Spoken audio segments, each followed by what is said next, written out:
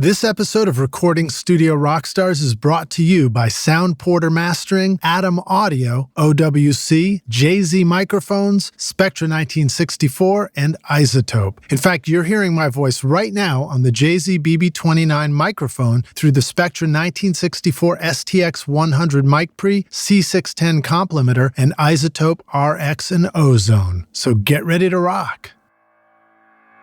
I want the listener to feel that story the way that I want to feel when I'm watching a movie. Like, I don't want the listener to like put on one of my records and say like, oh, SM57 on snare drum, or like, oh, Copperphone on vocals, or, H3000 on the vocals, or, anything like that. Like, I don't want people to hear technology. I don't want people to hear techniques. I want people to hear songs.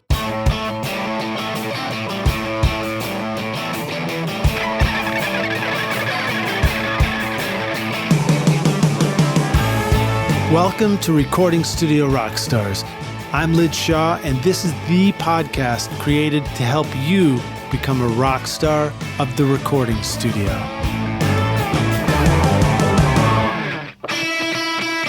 I'm Brian Murphree, and I strive to produce masters that move your song emotionally, but maintain the spirit of your mix and the intention of the artist. My promise is to give your music its best sonic performance, not simply change it. You work hard on your mix, and I always want to respect that. My goal is to help you realize how great your mix can be, and I'll work hard to make sure it succeeds. I don't just master, I help your mix sound the best it can. Contact me for a free mastering demo at soundporter.com. I've got two words for you that will help you make your best record ever and not lose it: storage and backup. You want fast drives for composing and recording, and reliable drives for backup so you don't lose all your hard work when something goes wrong. That's why I chose OWC Mercury Extreme Pro 6G internal SSDs for my studio computer and Mercury Elite Pro external drives for archiving. Discover the best OWC drive options for your studio at macsales.com/rockstars.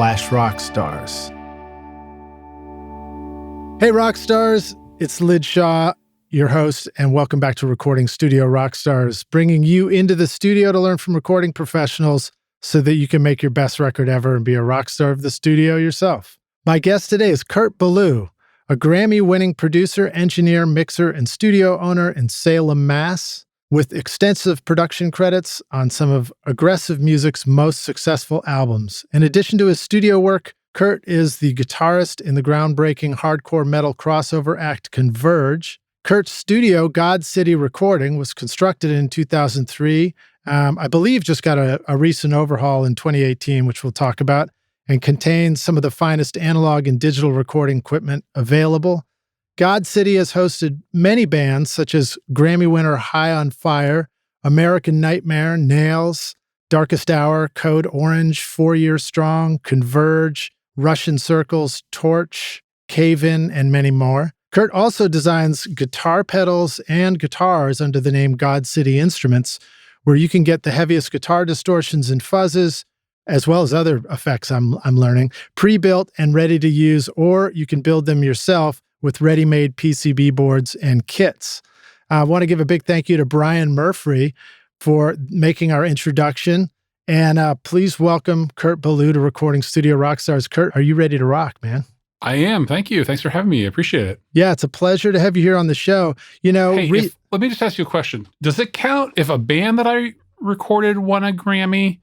Does that mean that I won a Grammy? I think so, I actually yeah. don't. I like to think so. And I have this like I don't have an actual Grammy here in the studio, but I have this certificate on the wall, which says that I was working on a Grammy-winning record. And I really like having it there because if a band ever doubts me, I can just sort of, subtly kind of point over in that direction of that certificate, help maybe reinforce whatever opinion I'm trying to get through. Yeah, you just go say, hey, you ask the band if you can take a selfie with them real quick, and This is a great backdrop. That's a good idea. I had to consider that. I have the exact same thing, dude. A band won a Grammy in my studio, and I immediately called them up, and I was like, hey, they just won, so what do I do? Do I get something? And they're like, sure, man. Send in $50 and we'll send you a piece of paper. I was like, great. Yep. So I think I have the same thing you have. Yeah. But I immediately took it down to the Michael's craft store and got a $5 cheap ass frame to put it in. Oh, yeah. I had like, I think my mother framed it for me for Christmas or something. Like it's a decent frame. That's nice though. Mom's frames are always better. Yeah. They're more comforting. They are. So that's groovy. So tell us a little bit more in your own words about how you kind of, briefly, if you want, give us the overarching story of starting out in music and ending up with this studio that you're sitting in today. Yeah. Well, I didn't intend to start in music. It was just something, I played music through school and into college and started a band and started touring and just, it was always like the huge passion of mine. But I was, I knew from an early age that I always wanted to be involved in creating things, and whether it was actively creating stuff or just sort of creating adjacent. Like at one point, for example, I aspired to be a patent attorney because I figured wow. It would put me sort of adjacent to entrepreneurship and making stuff, taking ideas and turning ideas into something tangible has always been the thing that most interests me in the world. And music is just one way that manifests itself. So I went to engineering school. I just got a bachelor's in aerospace engineering, but I ended up working as a biomedical engineer for a while, and all the while moonlighting, playing in a band, and doing a recording studio in various sort of makeshift locations. And eventually I got laid off from that job. And at that point, my studio business was going pretty well. I was starting to get like even some international clients. And so you were doing the engineering thing simultaneously with running the studio? Yeah. I'd go to work all day and then like run a studio from like 7 p.m. to like 2 a.m. and then go home, sleep a little bit, go back to work. And I probably could have been a little more on the ball on both of those things, but it was, it was tough doing those two jobs at once. But things were there. And at the time, in my sort of weirdo heavy music underground kind of community, there weren't a lot of other people recording music at the time. There's a lot of people doing it now, but I don't want to say I was an island, but there weren't a lot of options for bands if they wanted to record with somebody who was like from inside their community. And what part of Massachusetts was this? Was it in Salem already or elsewhere? No. Oh, just when I say community, by the way, I'm not talking about a physical community. I'm talking about like a scene, community of musicians. Yeah. But yeah, I was in, all over Eastern Massachusetts. I had various studios in and around Boston, and lived in places in and around Boston. And, Salem's, I think, only like, as the crow flies, only about 12 miles from Boston. Mm-hmm. Although it's half an hour, 45 minutes to get where we were going. But no, the studio in Salem is the first time I've had a studio in Salem or lived in Salem. So also, is it faster by broom? By which broom? Sorry, we just had to drop that in there, didn't we? What up? You want to tell some? Should we just switch this to a comedy podcast? We could, man. I tend to do that. Hold on, I just wrote a really good joke. You want to hear it? Yeah. Knock knock. Who's there? Interrupting synthesizer. Interrupting synthesizer. Oh, nice, man. I thought you were going to say interrupting podcast host because everybody else would get that already. That too. So you can use that if you want. Just make sure to credit me. So anyway, I was moonlighting, doing recording, and sinking all the money I was earning at my job. And I was living in an apartment that was like $300 a month, and I was single, and I could sink all my money from my job into gear, and that's back when you had to buy many channels of things because it was all analog. And so I had this kind of makeshift studio, but it was cool, and I was making some cool, fun sounding records, and people started coming to me from, all over the country, and even people from Europe. So things were going pretty good for the studio, but where the previous location of the studio was a place that I couldn't really work during the day just because of the other businesses that were in this industrial park. So kind of had to do the night shift anyway. So it worked out with the day job. But when I got laid off from that, I had to make the decision of either trying to find another day job and continue doing the same thing, or to like really take that leap and build a studio that I could work in, at any point in the day or night. Mm-hmm. And then, try to go recording full time. And so that's what I did. I found a building in Salem, Massachusetts, bought the building, gutted it, hired Wes Lachaux to do studio design because I wasn't going to pay a bunch of money to build a studio and rental property. Seen too many people get burned by that, and built a studio. And I opened. I actually just happened upon a DVD archive of the second session I ever did. That was in, I think, September. I've been telling people for years that I opened in October of 2003, but then I found this DVD archive and it says September 2003, and I know it was the second session, so I must have been open in like August or something of 2003. That's right. And just been making records here ever since.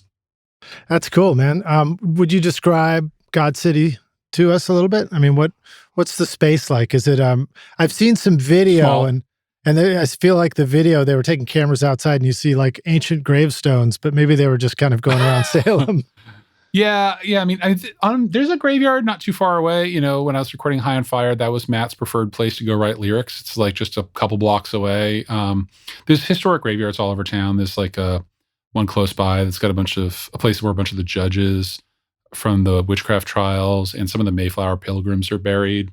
There's history everywhere you look around here, which is interesting to be surrounded by that stuff. But it's also stuff I see every day, so I don't really think about it. But I am a fan of various forms of architecture, and it is like there are a lot of really beautiful architectural features around town that I appreciate, both old and new. So yeah, it's cool. The building itself is a very odd-shaped little brick bunker. The brickness very much helps with the soundproofing. I've not really had any noise complaints from neighbors. And it's well soundproofed, and it has like a very good HVAC system that also isolates me from the outside world and the control room from the live room. So I've got pretty good separation between control room and live room. And, you know, it's a pro studio build, but, you know, one of Wes's earlier builds. He's come a long way since then. And also, you know, I was definitely doing it on a shoestring budget and pretty much did it all myself. I had my dad and friends help here and there, but, you know, most of the work building the studio I did. It's a little less than 1,000 square feet total, so it's pretty small. But I have an apartment upstairs and a basement below. So a lot of the storage of gear goes in the basement, and the storage of musicians goes in the apartment. I lived here for like 12 years, and then bought a house, moved out, and just recently bought a different house and moved my house. And my new house has a really great garage. I'm going to build a mix room in there. Oh, really? Wow. Yeah, you know, it's like one of the weird and things. You just built a mix room, didn't you? No, I'm planning to build a mix room. So yeah, when you said that something happened in 2018 in the intro, that was not correct. So I have a mix room planned, and I'm again going to work with Wes on the design. It's going to be definitely a different shape, different size, different functioning room. But, you know, as I'm sure you and a lot of your listeners know, like the recording studio business is very difficult to scale. So when you get to a point where it's also business that's difficult to like raise your rates in. Yeah. So when you get to a point where you're like busy all the time, then you're kind of just at a plateau. And I mean, I'm happy to be at that plateau and happy to be continuing to make records that I'm interested in and excited by, and, you know, enjoy spending time with the people. But I'd also like to be like to spend a little bit less time commuting. I'd like to have my engineer be doing stuff simultaneous to me, and I would like to focus more. I guess what I want to do in my creative life is to be useful, right? Mm-hmm. And how can I be most useful? It's big picture stuff, and it's mixing, and it's producing, and it's probably not spending days on end like nailing bass tracks. Right. You know, like I want to be around to get sounds for things, but I don't necessarily like need to be around for every detail of the recording process. And it's difficult for me to delegate, and I think it's maybe difficult for some of my clients to have me delegate things, but it's important to me to keep it fresh. You know, there's even been a few instances where my engineer, Zach, has started mixes for me. And I love that, because then, you know, the most important thing in mixing is perspective, right? So if you spend a lot of time in a mix, setting up the mix. By the time you get like everything patched in and kind of roughed in, you already like, and edited and that kind of stuff. You might even know the song too well by that point. But if you can sit down in the chair and the song is already like kind of mixed, then you can really quickly identify what needs to be fixed and what to change. And you're not beholden to any of the any of the time and energy that's been put into the mix thus far.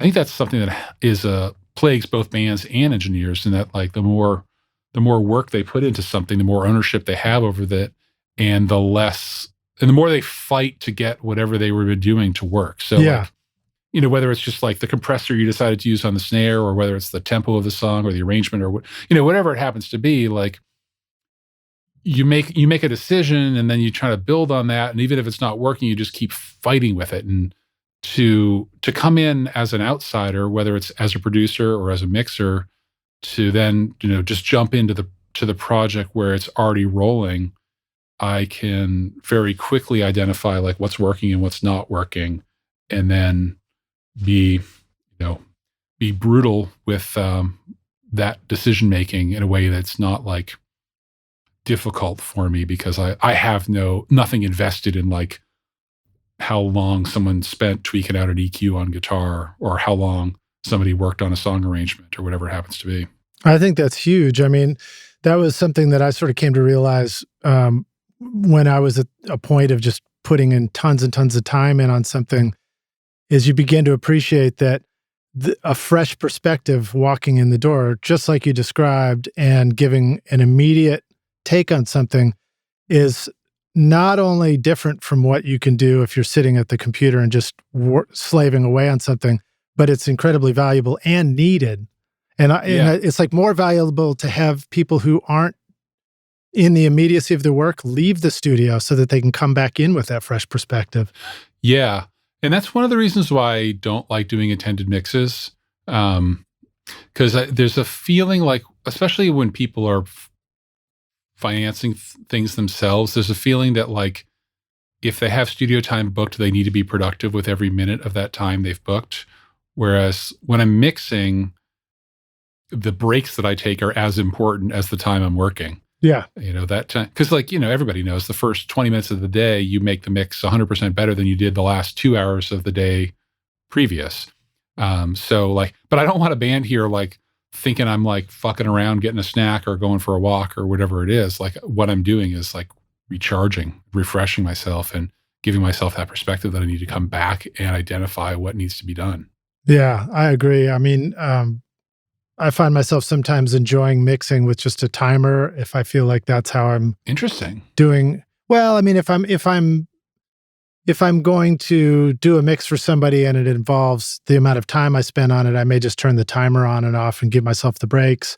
But I think the people who are wise enough to just have here's the rate to mix the song, they just include that in their strategy.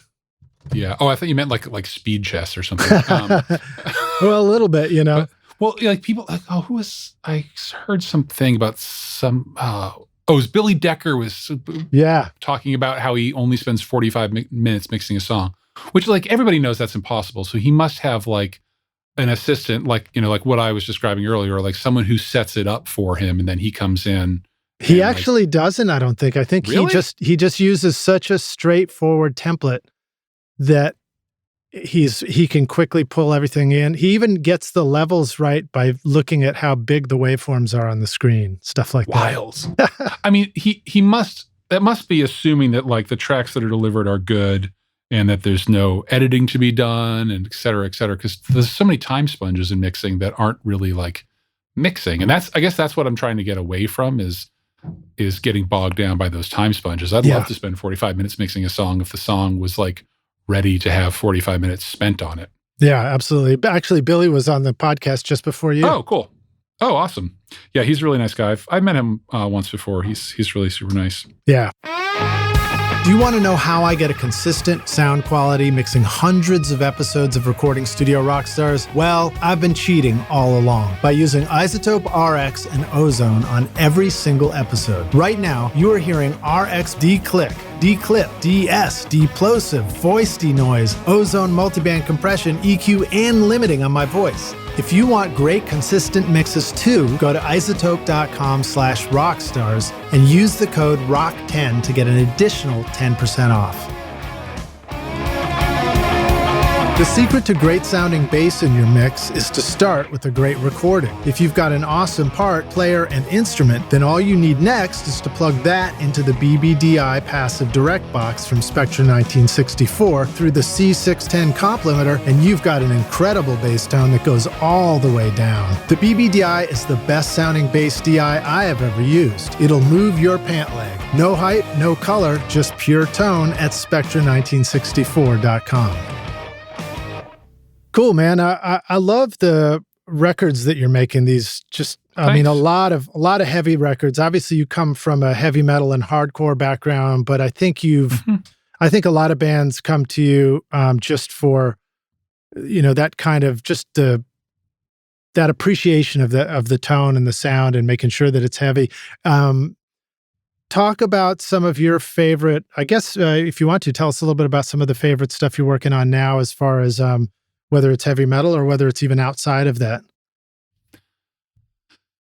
I mean, everything I do is in some way derivative of underground aggressive music, and whatever label you want to slap on that is fine. And that's because that's I'm probably most known as a band member of CONVERGE, and that's how I never approach people to record. Like, it's just like bands that I've played shows with or that I've met through touring, or a friend of a friend, whatever, are the bands that I end up recording. So they all know me through that music scene.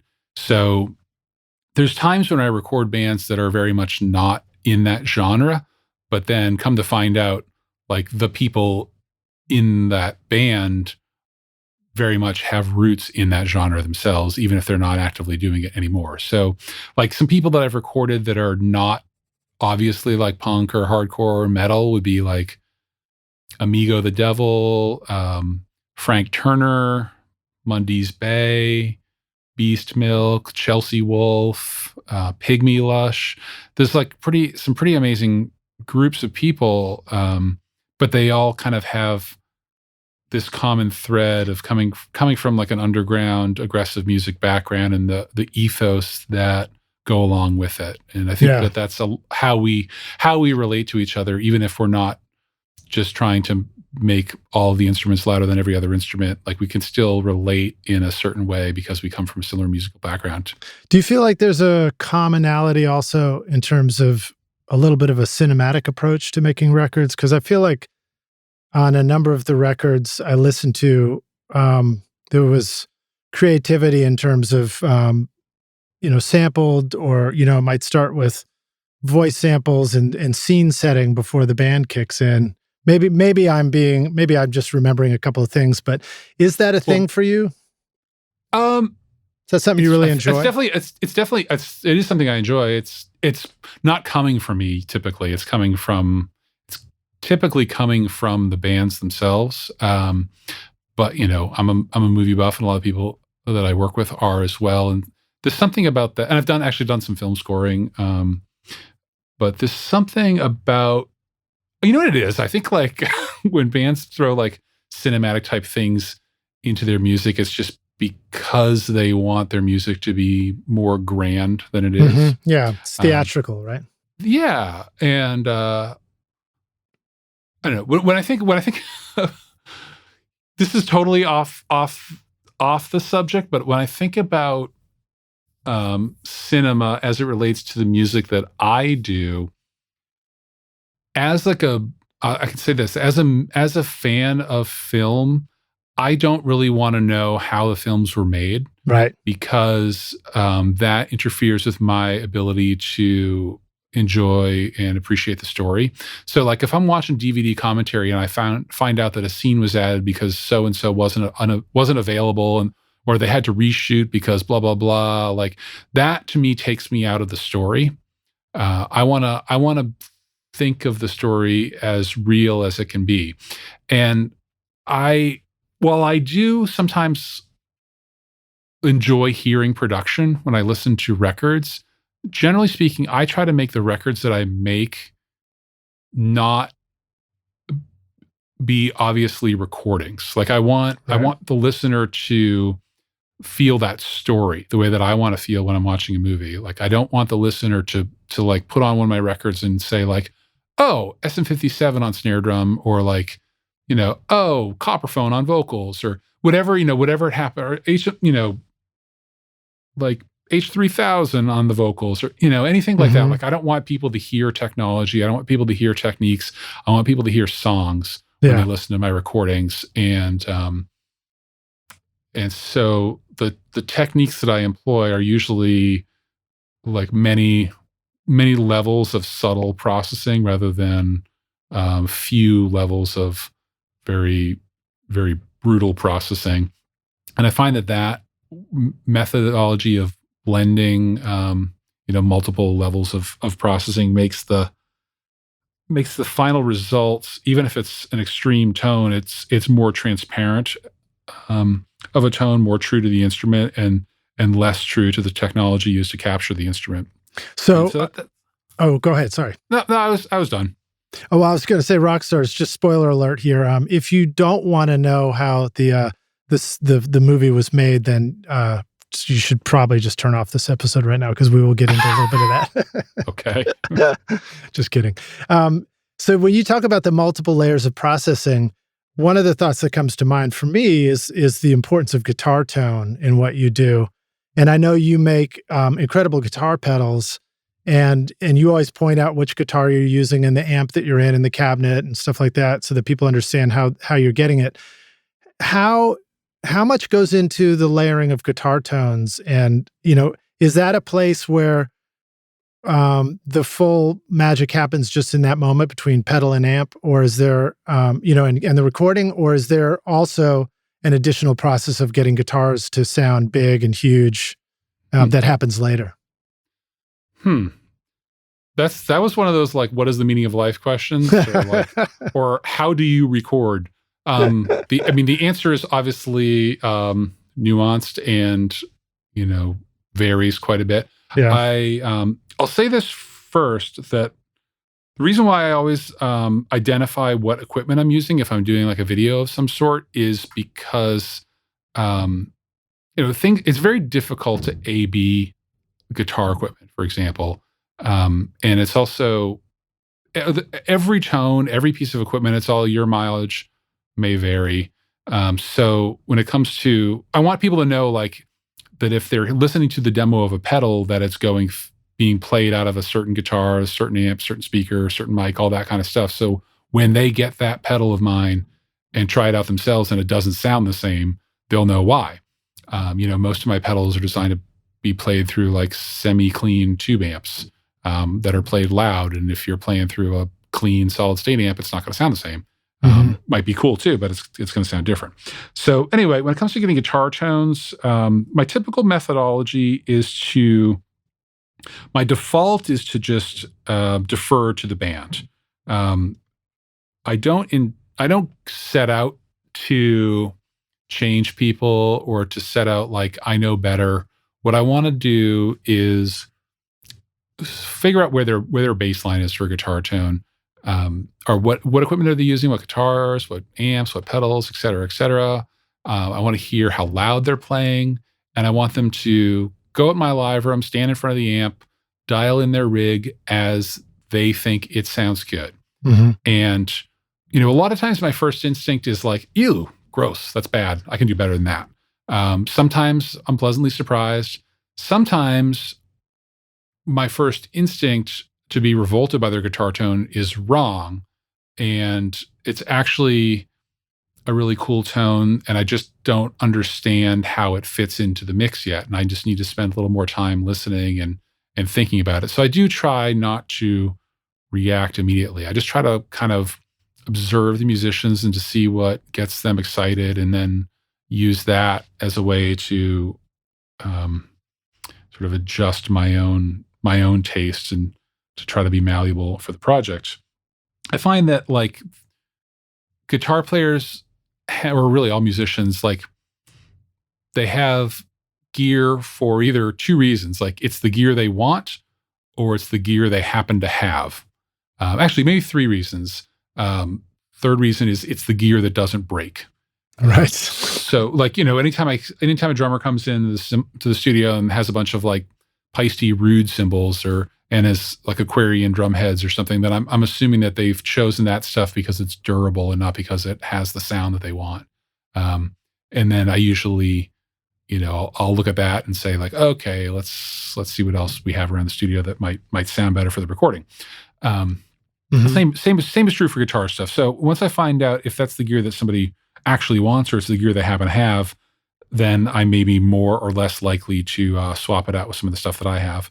And I have quite a large collection of pedals, pretty large collection of amps and heads, and pretty good collection of microphones as well. And I just try to like see what gets them excited, and then develop a guitar rig that will work for the recording. I do like to have a bunch of rigs going simultaneously if possible, so that if we want to, we can kind of record a song to completion before moving on to another one, rather than telling people like, oh, we're going to get another sound for that later, and let's just come back to that, come back to that. And, the more you delay decisions, the more difficult it gets to make other decisions. So if we can kind of just like work our way through a whole song, then we'll be more likely to be satisfied and be able to make good decisions moving forward. Sometimes that uses too much gear, like if you've got a bass rig and like 7 guitar rigs going and a vocal rig all at the same time. But in a lot of cases, like we can have like one or two like great rhythm guitar tones set up, and then like a third like wild card tone that by using pedals we can sort of dial in whatever we need for like wild cards based on the songs. And all this stuff gets scaled based on how much time is in the budget. And at some point, I think we should go back to this, like, you touched on something with mixing earlier where you talked about like a per song mix rate. I think we should talk about like, how do you bill your time? Because that's a really interesting thing I've been thinking a lot about lately. And I think about that like with everything I'm doing in the studio. It's like I want to give people the best experience possible, but I also, part of that is keeping them on budget. And so I will scale how elaborate I get with the guitar production based on what I know they have available to spend for time. Sometimes you just need a mic that will stand out in a mix. That's when you need the new BB29 Signature Series from Jay-Z Microphones. The unique single diaphragm golden drop capsule gives the BB29 airy highs and smooth mid-range to help your tracks stand at the front of your mix. Jay-Z's handcrafted, fully discreet microphones come with a 5-year warranty and free shipping to the US. You're hearing my voice on the BB29 right now. Use the limited time coupon ROCKSTARS to get 50% off the BB29 at jzmic.com. You have this beautiful picture I've seen of you at just a wall of guitar amps in the studio. And I guess I know what my both questions are. One is, when you talk about having multiple sounds set up at once, are you talking about one performance is going through 5 amps, or are you talking about just being ready to hop between them? And then how do you use the wall of amps? How does that really work well? I mean, I don't typically have a wall of amps. I think another photo you're talking about, and that was done when I did an episode of Earthquaker Devices. Right. Show Us Your Junk. Just wanted a very imposing looking wall of amps for that, because it's fun. But no, I typically record 1 amp at a time. Once in a while, I'll blend a few. And going back like 10 years ago, I'd probably almost always have 3 amps running at the same time, and maybe even like a distorted DI or something. And I've just come to like just not want to deal with like the phase nightmare that it tends to be. Right. And people, especially like in heavy music, people like really want to hybridize sounds that they have in their head. They're like, well, we really like the guitar tone on this record, but we love that other tone. We like this drum sound from this other record. And like, let's just get a hybrid of all that. And will get the best of both worlds. But what ends up happening when you try to get the best of both worlds is you usually end up with like a compromise. You get the worst of both worlds. And some guitar tones exist and sound cool because they occupy very narrow frequency spectrums. Right. And then when you start layering a whole bunch of guitars on top of that, whether it's multiple performances or multiple rigs at the same time, you end up just kind of like nullifying all those interesting peaks and valleys that are in the single, the single sound. So, it's typically one amp at a time, but set up with anywhere from like 2 to 5 amps all at once, so that based on the needs of the song, we can kind of toggle between amps. And this is a new setup on every record. I don't have like a standing kind of wall of amps that I go to on each record. And it's a new process, new guitar player, new process, every record. What are some of the ways that you have learned to introduce the band to this variety of guitar sounds that might be worth exploring? Have you learned any good lessons about, like you said, not overdoing it, where you all of a sudden you're kind of over budgeting, you're overestimating the time needed for a limited budget? Well, I think one of the privileges that I have as someone who has like a long career under his belt and a lot of records, and like the people that are coming to me because they like records I've done, and that is a privilege that I have that I haven't always had, and because of that privilege, the bands trust me, sometimes to a fault, and I find myself actually having to pull opinions out of bands more often than having to kind of fight to get my way about things. Right. And I think a lot of engineers are not in that position, and it's a harder position to be in when you feel like you have the big picture and the band doesn't, and you have to kind of fight to get the pieces that you need in order to create the big picture. I don't have that problem as much anymore.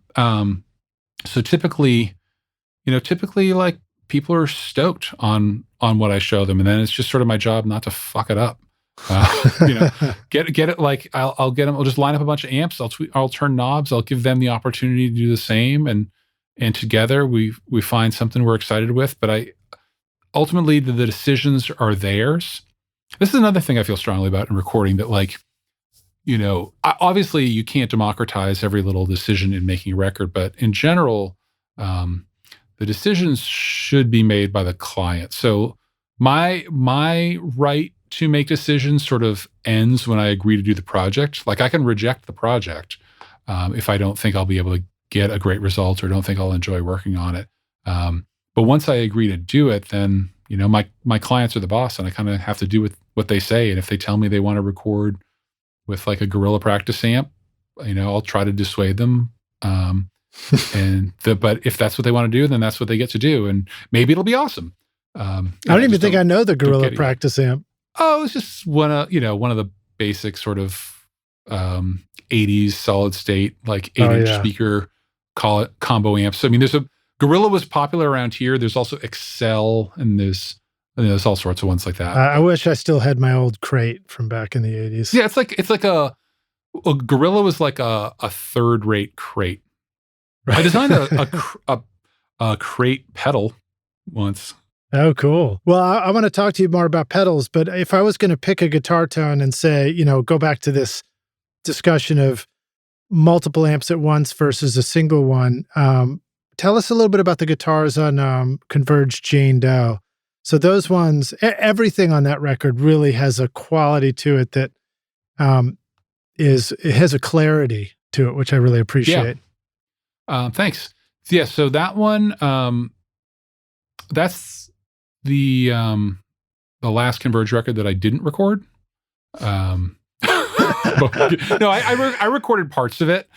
We can talk about it. So that one, like what I was saying earlier about when I was starting out, not having a lot of other people in my community recording records, that was the case for us. And when we got to the point where we were ready to make Jane Doe, we really wanted to level up our production. And from a selfish perspective, I wanted the opportunity to work in a bigger studio under a more experienced engineer so I could learn a few things. Because, I never had that experience of like internships and assisting and that kind of stuff. Like it was always just like a hobby, moonlighting, self-taught kind of thing. I think my internship was rec.audio.pro and not under another studio. So, nice.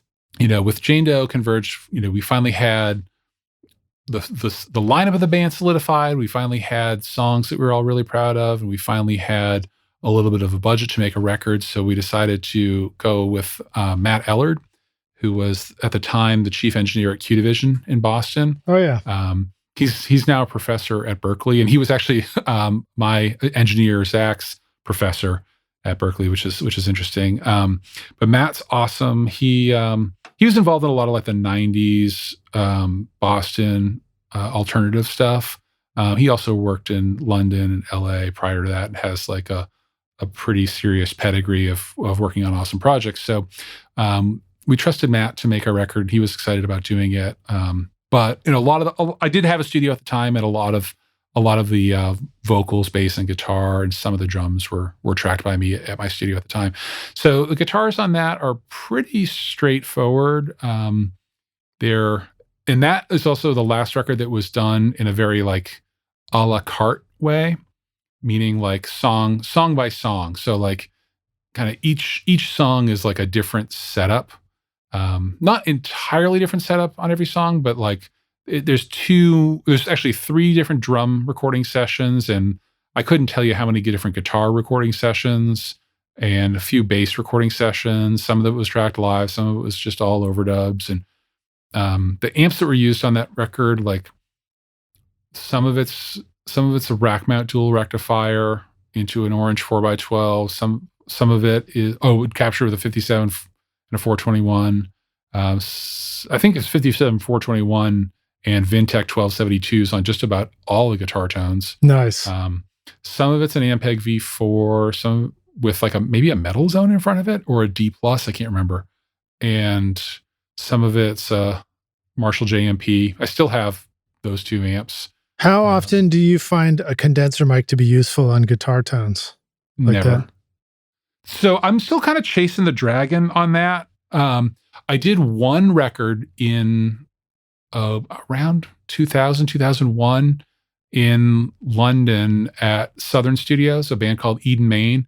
And they had a really nice original U47 FET that I used on their guitars. And I remember really loving it, but it's 20 years ago. So I don't know if I would have the same opinion now.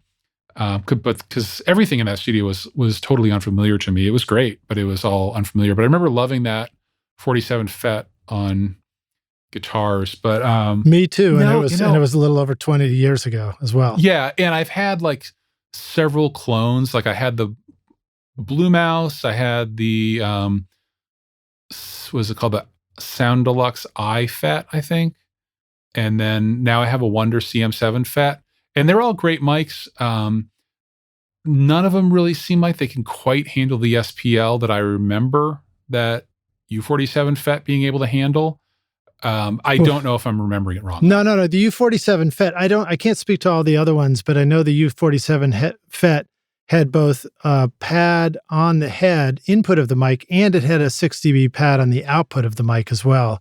So I think that was partly why it could just take so much. Between the capsule and the electronics, you mean? Yeah, between capsule and electronics, and then also in the output, I think.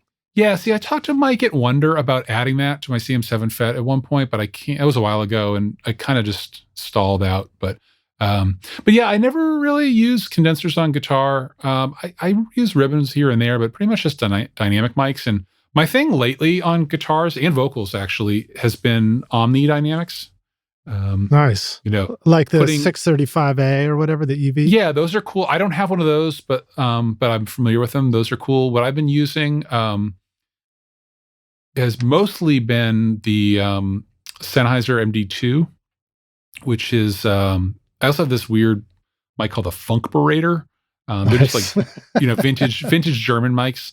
The MD2 like doesn't even typical Sennheiser fashion, like you can't attach a mic clip to it. it was meant for like a weird like folded plastic podium mount. And it is like a podium kind of mic, and for dialogue, at UN or whatever, those people don't have good mic techniques, so you need an omnidirectional mic, and there's no monitors. There's no monitors there, right? So you don't have to worry about feedback rejection. So they made it omnidirectional. We can turn some of our mics into an Omni, right? You can turn a 57 into an Omni by just taping the grills around it. And stuff. Yeah, and I should probably experiment with that a little bit more. You can definitely. I mean, if you've ever been on stage and just grab the 58 wrong and start squealing, that's why. Yeah.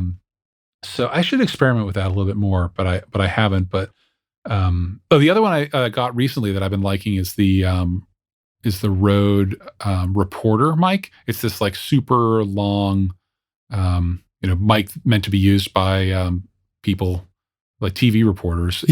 People. Yeah. And where that omnidirectional pattern is really helpful. And the nice thing about it is just like the lack of proximity effect. So it's really good for singers that can't behave and want to move their heads all over the place. And it's also great. What singers can behave? None of them. No, some are great, but singers are definitely weird. And I try not to change them. I've recorded people, that have all sorts of different techniques. People that insist on laying down. People that insist on sitting. People that insist on putting their foot on a monitor while they're singing. There was like a guy who had to have a big plate of French fries and a Mango Madness Snapple before he sang. I knew this other guy who had to have Rolos and garlic bread before he sang. And I don't know. With the vocals, it's really about the performance. You don't want to make the singer uncomfortable. So use an omnidynamic if need be. That's just one of the tricks that can help. Vocals are the most theatrical of all the instruments we record. For sure. Someday I want to write a book about the personalities of musicians. And like, I really want to know for sure is if there's like a certain personality that's attracted to being a singer, or if being a singer brings out certain personality traits. The same is true for all instruments too. Like are all guitar players, do they all have a chip on their shoulder and feel as though they're the underappreciated genius? Were they like that before they play guitar, or does like being in a band make them like that? Like whatever, like that kind of stuff. Yeah. A gold bar should be kept safe in a vault because it's valuable, but it could be replaced if it was ever lost. One of your songs or recordings, on the other hand, is worth more than gold because it's one of a kind. It's you, and if it was ever lost, it could never be replaced. So wouldn't you feel better knowing your music was safe? This is why I like to have a dedicated system drive, audio work drive, virtual instrument storage drive, cloud storage, and an extra large backup drive in my studio computer. And when I'm finished with the project, I move it onto a dedicated pair of external drives for archiving. Thanks to OWC, I can count on my drives being super fast, reliable, and secure so that I can work quickly and sleep soundly at night knowing my music is safe. I want your music to be safe too. Discover the best options for storage and backup for your studio from OWC at macsales.com/rockstars.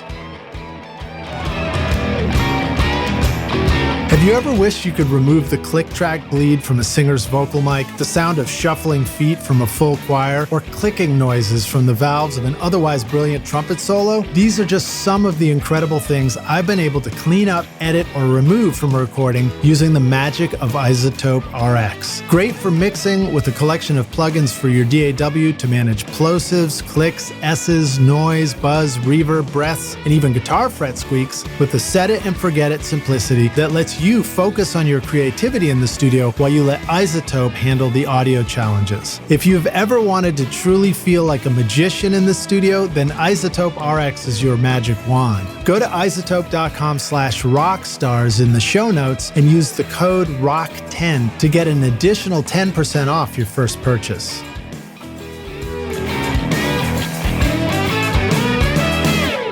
Hey, Rockstars, we're back now for the jam session. Second half of the show. My guest today is Kurt Ballou, joining us from God City Studio in Salem, Mass. Kurt, are you ready to jam? I am. Let's jam. I don't even know what that means, but I just ask it every time. Jam? It's just, it's like when you rock, but there's a little more mojo. Yeah, more juju. Do people jam in heavy metal and hardcore? Absolutely. I mean, not everybody. There's room for improvisation for sure. Right. I imagine that maybe part of the writing process would be rock out, stumble on something. Hey, let's turn that into part of the song. Yeah, it's funny. So that's where the music is the most exciting to me. But as I've gotten older and my kind of circle of friends and clients has gotten older, there's a lot more writing that gets done remotely. And I'm always like fighting with old guys to not have songs that are just a static 120 BPM the whole time, where everything is written with programmed drums and all that. Because like when you're in the room together, it's just much more exciting and you can try out ideas a lot quicker. You can try out 5 ideas in 5 minutes, whereas if you're kind of like doing everything remotely, then it takes like 5 hours to try out 5 ideas or maybe even more. That's definitely one of the bummers about quarantine production, I think. Right. Not a lot of people in a room feeding off each other. I don't even know what you do. I mean, my friends, songwriting friends, and I have tried out some different things, like just an app where you can record your part and then text it to your friend, and then they can kind of add their part just for sketching out ideas. But it's anything cool that helps it gets with you that. it gets you to think creatively in new ways, which is interesting. And I think have been a lot of cool results because of that new workflow, but it's also just a little more tedious and a little less fun. Yeah. Well, you remember, it sort of takes us back to the days of mailing the 4-track tape from person to person. Did you guys ever do that? I never really did that because the idea of like a band not all living near each other to me was like insane. Yeah. Like I remember the first the forerunner of Converge was called Blindsided, and the first bass player of Blindsided, he went on a vacation with his family to Cape Cod for a week, and so we kicked him out of the band. He's actually does like podcast soundtracks now. He works for Gimlet. Oh wow! But anyway, he's a good guy. But like, we were we practiced 5 days a week because we all lived like a few miles away from each other, and we're like, what are we gonna do without a bass player for a week? So yeah, I never really did the long distance thing until much later. Now, Converge is a trio. Am I remembering that? Or no, we're 4-piece. 4-piece. 3 of us live close by, and our drummer lives in California, so we haven't been able to get together and do anything for quite a while now. But is a bass, drums, guitar, and lead singer? Or yes. 2 guitars? Okay, great. That's what I thought. Yeah. There were 2 guitars until 2001, and it's just been a 4-piece since then.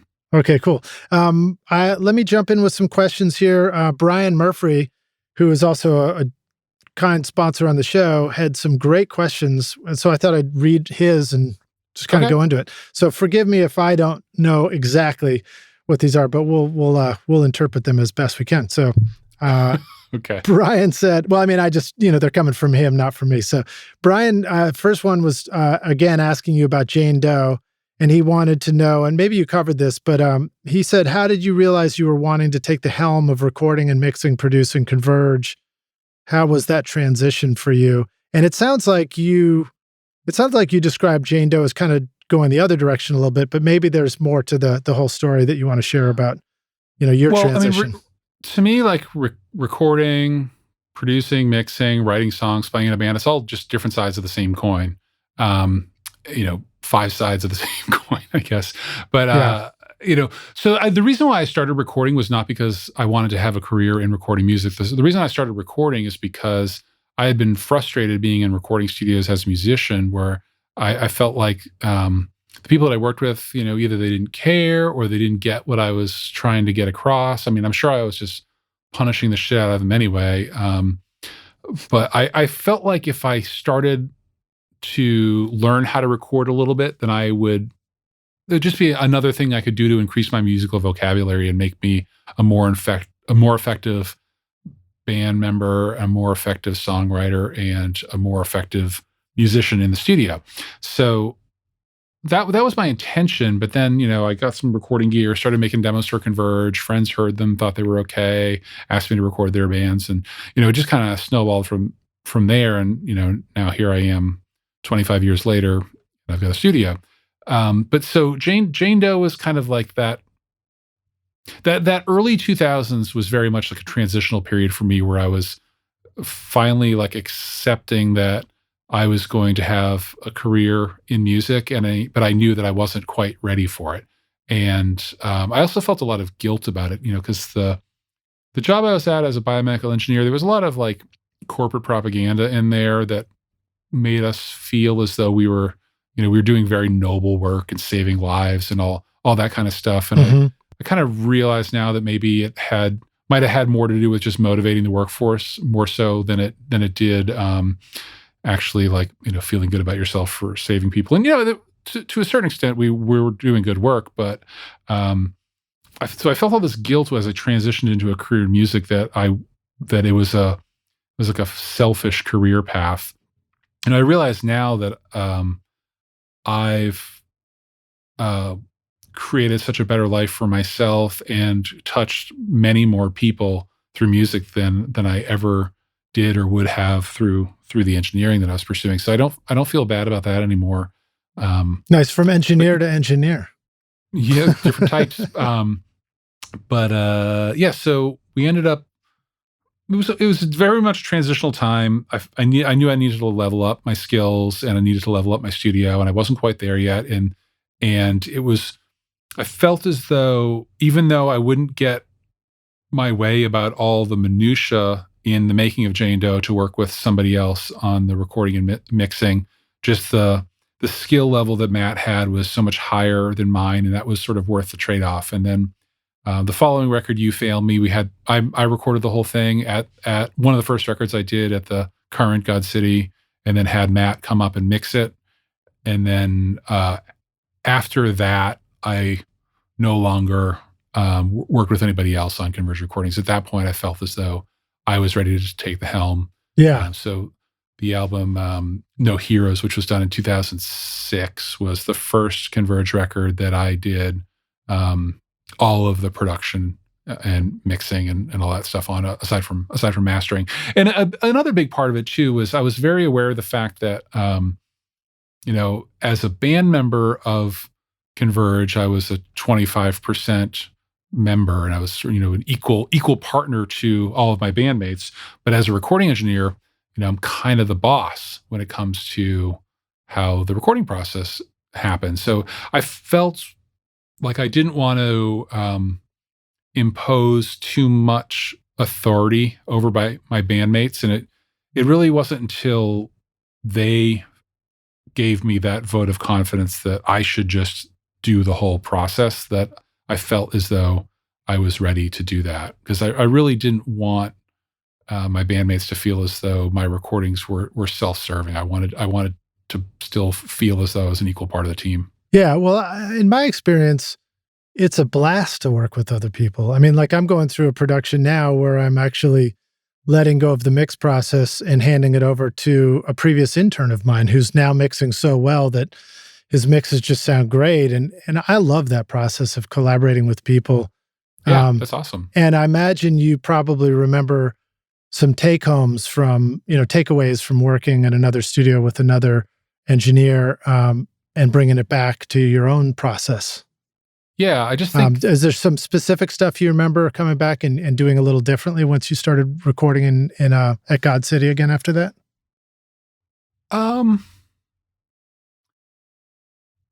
don't remember anything real specific, but I know that it had a big, profound impact on me. It was 20 years ago, so right. I don't really remember all the details. Or 19 years ago, I don't remember specifically what it changed in me, but I do remember that you know how 7-year-old skateboarders are awesome now. It's because like they learn, they now see like what's possible.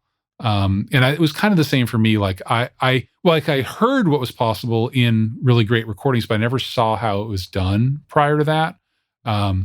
So seeing the approach that Matt took and seeing that Matt did not belabor every decision, okay, this is the big takeaway for me, is Matt did not belabor every decision. He listened to what was going on in the room and then tried to present that in the best way possible, rather than chasing a sound that he had in his head or trying to emulate a sound from another record. Right. We all get this all the time, where a band comes into the studio and they worship the sound of a particular record, and endeavor to recreate it, and that never works. And what I try to remind people of when they want to do that is that, the people who made that record that you love, those people were not chasing some other record or some other sound. They were using what they had available to them and making, just sort of maximizing what that equipment could do for them. And so if you want to make a record that's true to that feeling and to that vision, that philosophy of record making, then you should do the same and just, work with what you have and make it the best it can be. Yeah, and I like that. That's what Matt's approach was to making Jane Doe, and I think I let go of some of my more like specific ideas about what things had to sound like, and I got more in touch with what things had to feel like. I think that's great, and I had a good learning experience from that. An example that kind of solidified that thing you just said about, you can't chase it. You have to find your own version for the record. So a band they kept showing me a Nine Inch Nails intro, and saying like, well, we got to get something like this. And finally, I just said, well, let's just literally rip the Nine Inch Nails intro off and stick it on our song. Stick exactly that. And we did it. And of course it sounded terrible, and it was just really funny to experience that and realize, okay, this, like, in your head, you can imagine something, but in reality, you just got to do the hard work of finding your own voice with it. Well, yeah. I mean, some people are better at finding that than others. Like my friend Brian, he's like full-time film composer, and what happens in indie films mostly. And so what happens all the time is that like the director will put in some temp music that is like too expensive for them to get a license for, and then ask him to like essentially recreate a version of it. And he'll have to like create a song from scratch that is like the feeling and matches the cues and stuff of this, Radiohead song or whatever it happens to be, right. Nine Inch Nails. And he's really great at that. And he can do it quickly. And it's a skill that not a lot of people have. That's cool. All right. Well, so here's another question from Brian, still about Jane Doe, and then we'll move on to more stuff. But he just pointed out, he described Jane Doe as so raw and natural, and that it was actually lauded by Berklee College of Music as a masterpiece in its own right, he says. And his question was, did you think at the time that it would be so influential? No. So the masterpiece thing, that comes from Susan Rogers. Have you had her on the show? No, not yet. No. Oh, she's awesome. So Susan, this weird thing is, I don't know, I think it actually comes from one of her students or some of her students, but for whatever reason, Susan Rogers loves CONVERGE. It's like the weirdest thing ever. And I guess she like listened to Jane Doe when she was like getting ready to defend her doctoral thesis at McGill, and she like loves CONVERGE. She had me come down to talk about the making of Jane Doe, or me and Matt actually, at Berklee, where she's I forget her actual job title, but anyway, so I think she's the one that called it that.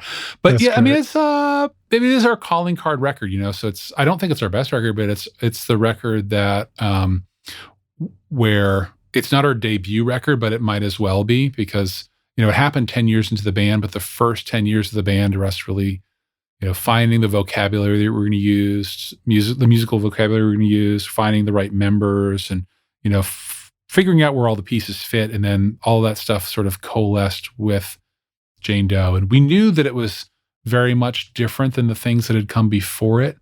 But there was also nothing else like it at the time. So we knew that we liked it. We didn't know until mastering that it was a cohesive album.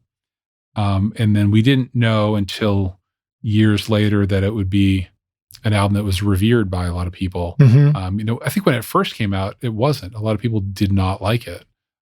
Both fans and non-fans didn't like it. And it was like sort of the generation after them that really picked up on it.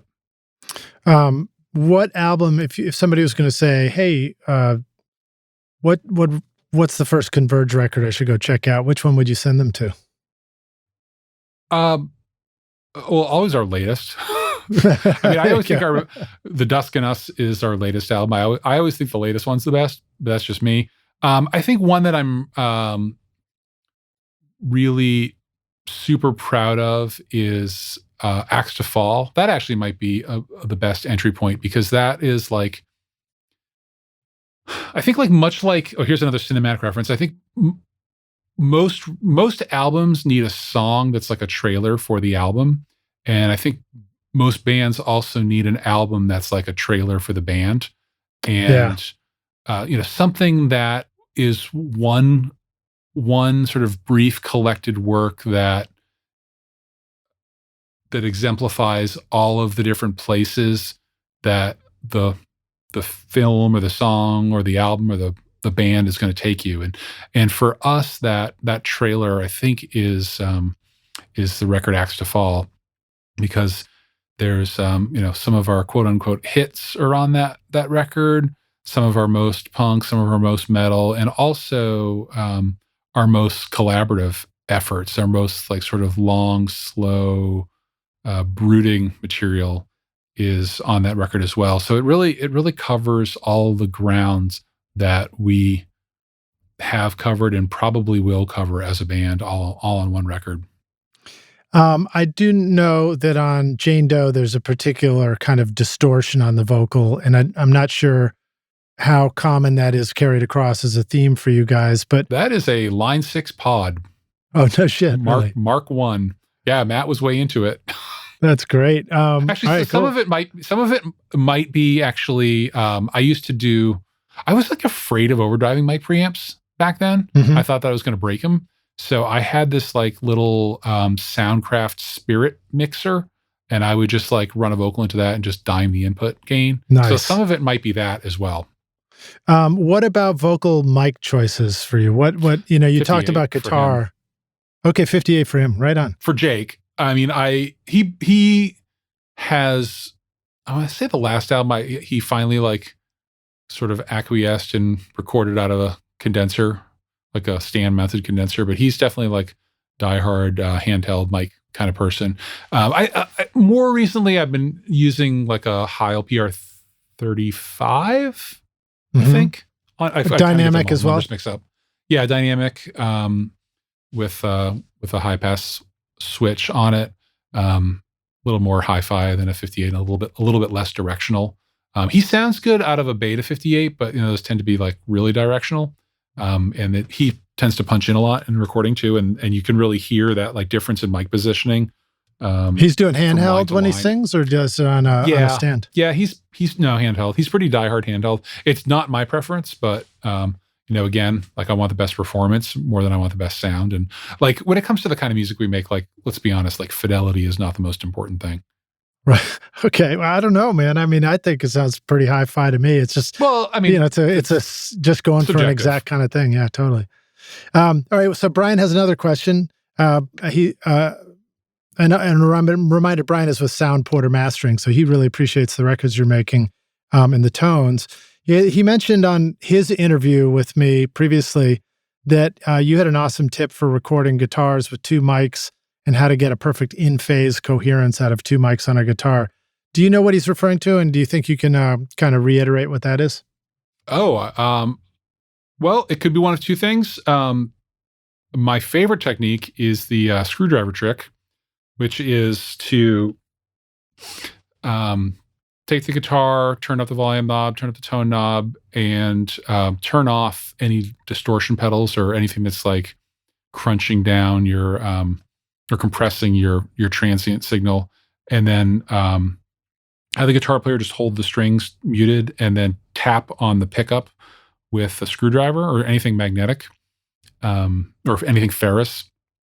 And that will give you like a very, very short, it's really just the shortest, most transient kind of signal you could possibly see as a waveform. And record a little bit of that, and then use that as a way to do sample alignment of multiple microphones after the fact. So you can really just see exactly like, oh yeah, the ribbon mic is like 6 samples later than the dynamic mic, and even that small amount of shift really actually matters a lot. So then you just use like time adjuster plugin in Pro Tools or something to get them back in phase. Yeah, I mean, a lot of times I'll print that, but yeah, I'll use time adjuster. I haven't really messed with that, like Sound Radix, I think, that makes the automatic one. I haven't really messed with that Yeah. yet. But Yeah. the other thing is, I think this is like a Fletcher trick, or I'm sure he didn't invent it, but like just the hiss and phase thing where you put on a set of headphones and you can do it in phase or you can do it out of phase. You can like take two mics, put them on a cab, put a really hissy kind of or like a really noisy distortion pedal with no guitar signal happening, just so you get a lot of like coming out of the amp, and put on some headphones and then go move one of the mics around. And I find it usually easier to do it if you get them intentionally out of phase and then move it around until you find maximum cancellation. Right. And then flip it. The problem with that is, like, when I'm multi-miking a guitar amp, I don't want two mics that sound really the same to each other. And so the more, I usually will take like a bassy sounding mic. Like, actually my favorite thing lately is the Samar, I think it's called AL95. It's a fairly inexpensive USA made ribbon mic. It's really great on guitar.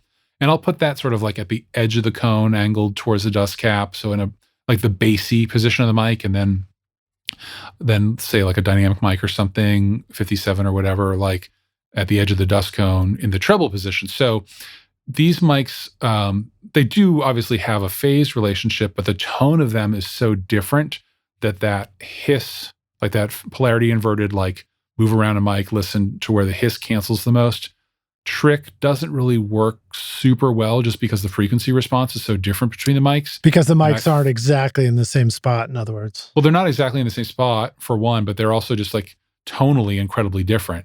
It's really difficult to tell where the hiss is canceling the most. Right. So, in fact, that would be the technique for determining what the frequency response difference is between two microphones, is to cancel them like that and see what's left over, right? Yeah, and in a lot of cases, like flipping polarity or using like an IBP or something, like you can really hear that difference in there, and sometimes it can trick you into thinking things are in phase when they're not, just because like sometimes the cancellation is in the low mids, which gets you this like huge low end boost, and you feel like you're in phase even when you're not. So I find that the screwdriver trick that's a time based trick, and that's really what phase is. It's not polarity, it's time. We're using polarity to compensate for phase, but it's not polarity, it's time. So the screwdriver tapping on pickups trick is, to me, the most effective way to determine both the optimal polarity and the optimal time offset between two microphones. And good for bass too, probably, for getting the DI. Yeah, I do it amp, actually right? more for bass. Because that's one of the ones where I always try and get the bass player to do a short note, and usually it takes 10 minutes for me to explain what I'm asking them to do. I like you're looking for like the period. Yeah. You're looking for like the period of the like the oscillation. Yeah, I mean that works too. Yeah, I mean, actually I was just trying to get him to do a little percussive thing so I could line up the beginnings of it, but I like the screwdriver idea. Yeah, try the screwdriver. That might work better. Bill Cheney, the founder of Spectra 1964, kept getting the same question from customers. What DI should they use with the 610 series comp limiters? After trying to recommend various DIs while making excuses for the way they all sounded, he realized that the solution was to create the perfect direct input box himself. Thus, the BBDI passive direct box from Spectra 1964 was born. By using Spectra design concepts and standards, the BBDI provides a low distortion and flat response design that is unequaled by any standard or measure. The absence of harmonic distortion and articulation of signal detail is readily apparent. This is all done with a passive transformer type design that will provide years of trouble-free operation. Simply put, the BBDI is the best sounding bass DI I've ever used. It'll move your pant leg. No hype, no color, just pure tone at Spectra1964.com. If your goal was to climb Mount Everest, you would hire a Sherpa to guide you to the summit. If you wanted to sail around the world, you would hire a seasoned sea captain for a safe voyage. And if you wanted to try skydiving, you wouldn't just jump out of an airplane without being strapped to an expert, right? So why would you send off your mix for mastering without knowing that it was ready first? Wouldn't it be great to have a professional mastering engineer with a trained ear to guide you through the final stages of mixing? Brian Murphree is your trusted guide at soundporter.com. Home of the iterative mastering process, where you get to interact with a professional mastering engineer who listens to what you want and will give you mix feedback to help you get your mix ready for mastering. Contact Brian now for a free mix review and mastering demo so that you can hear it before you buy it at soundporter.com.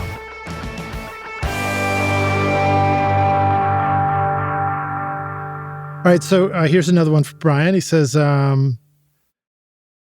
Brian Izzy from Trap Them had one of the most amazing buzzsaw guitar tones, meanwhile using first act guitars, talking about cheap amps and guitars.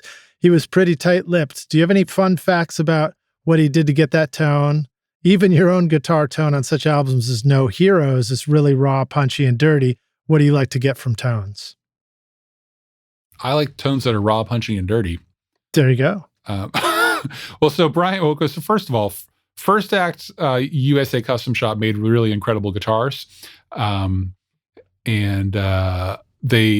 was like a weird kind of, I guess like kind of a pet project by the owner. And, you know, in addition to like the more well-known like Walmart kind of models that they made. So I have owned 3 of their USA Custom guitars, and the First Act Sheena that I own is the one that I've done most of my recording with. Brian also had a different custom First Act Sheena. He had a custom First Act Delia, and he also had a GCI, my company. He's had a couple guitars that I built as well. Although the run of guitars that his comes from, one of them I built myself, and one of the other ones came from the former USA Custom Shop, which their shop manager, John, when they decided to close that custom shop, the shop manager John bought the shop and ran that, making custom guitars for a couple of years before he had to close up shop.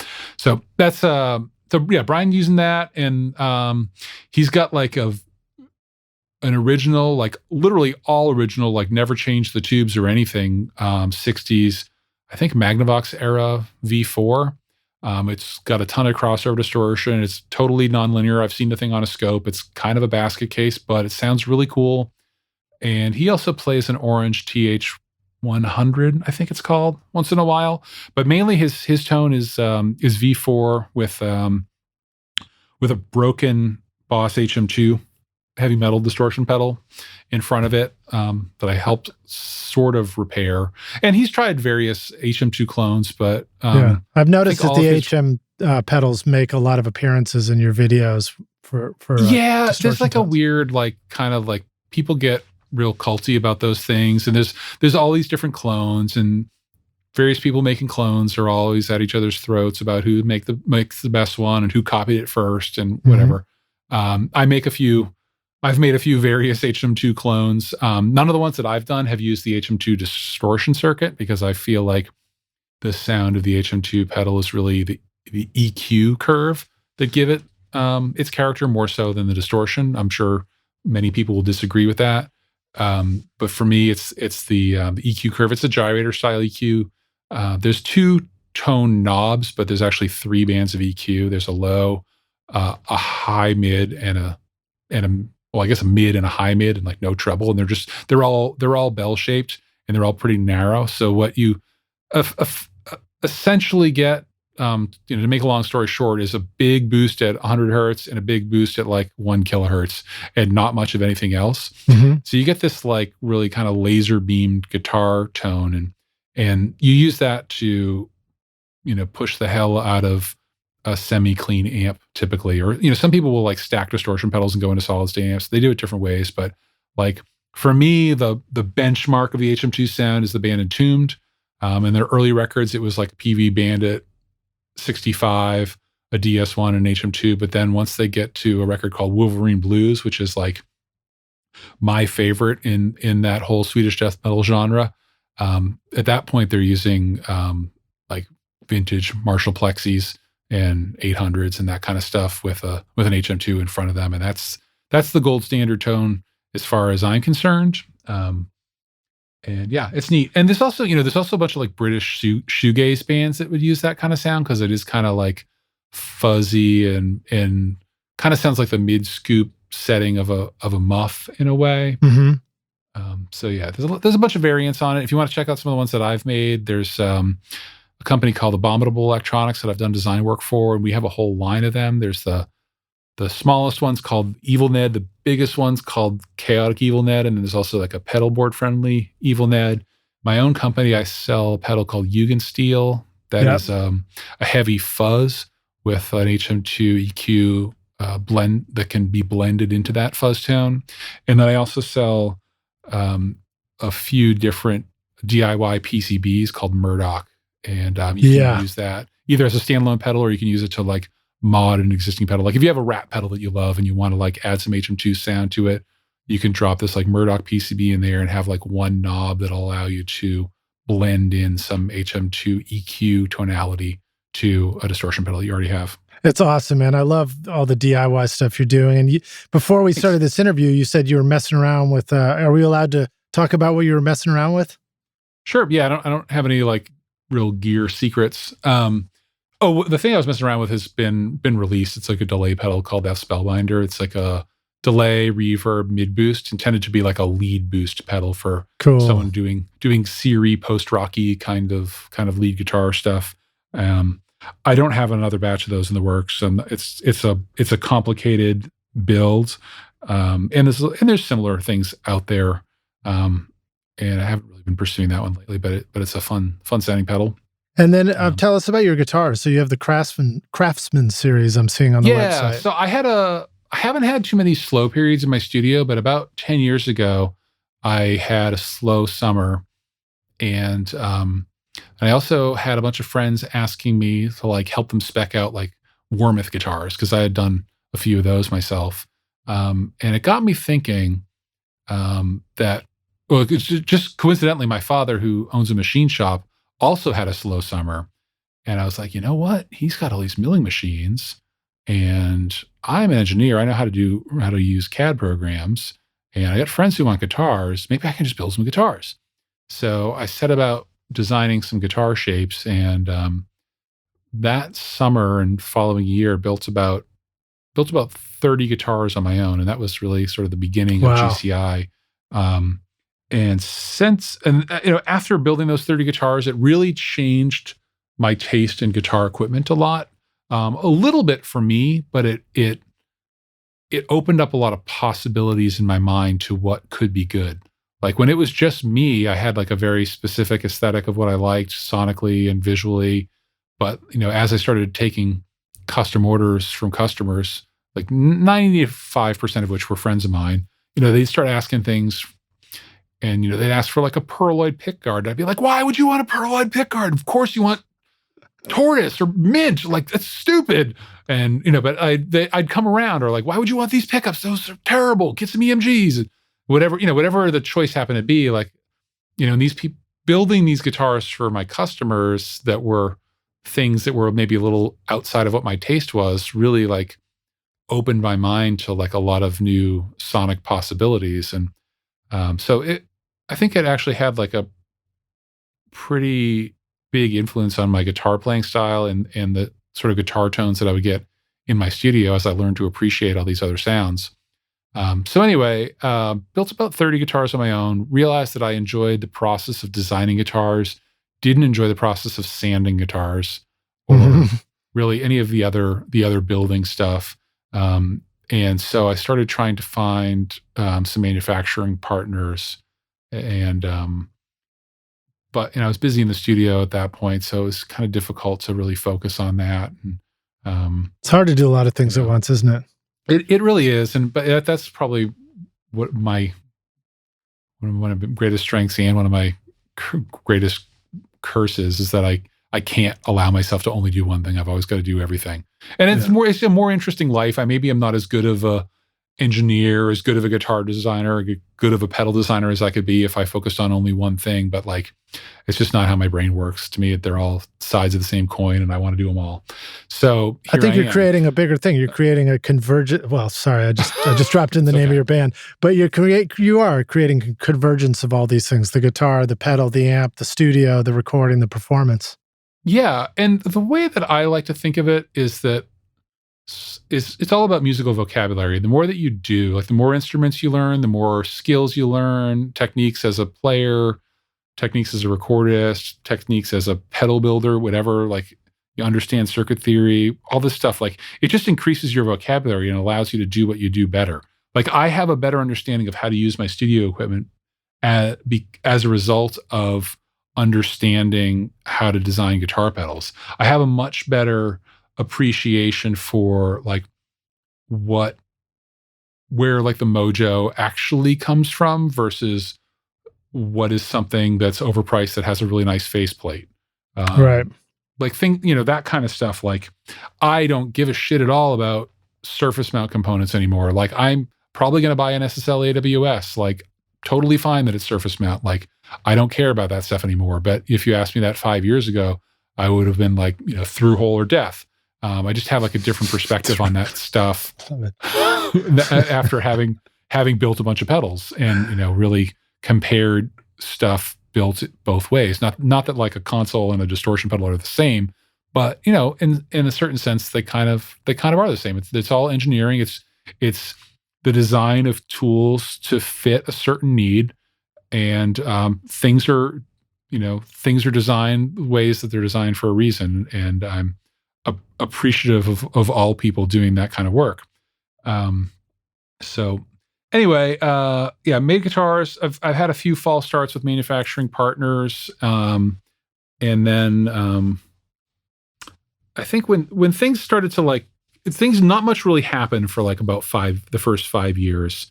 And things have slowly been developing momentum for the past 5 years or so. I think it was maybe 6 years. I think it was like, I can't remember if it was 2014 or 2015. It's the first time I went to NAMM. Mm-hmm. And I'd had a GCI that was made by John McGuire in the former First Act shop, and that the Orange people were nice enough to let me sort of stash at their booth and be their demo guitar for NAMM. And they got me in to the show, and I started meeting people, and I realized the value of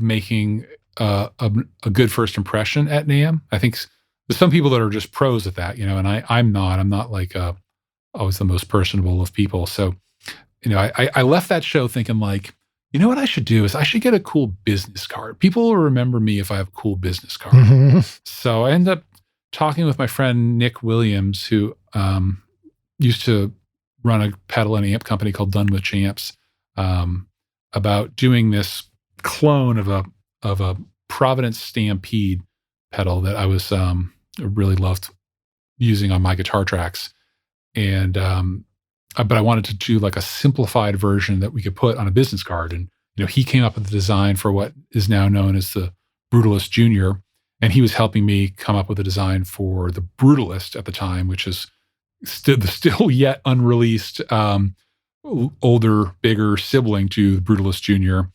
I think I saw the video of that one. That's a great sounding pedal.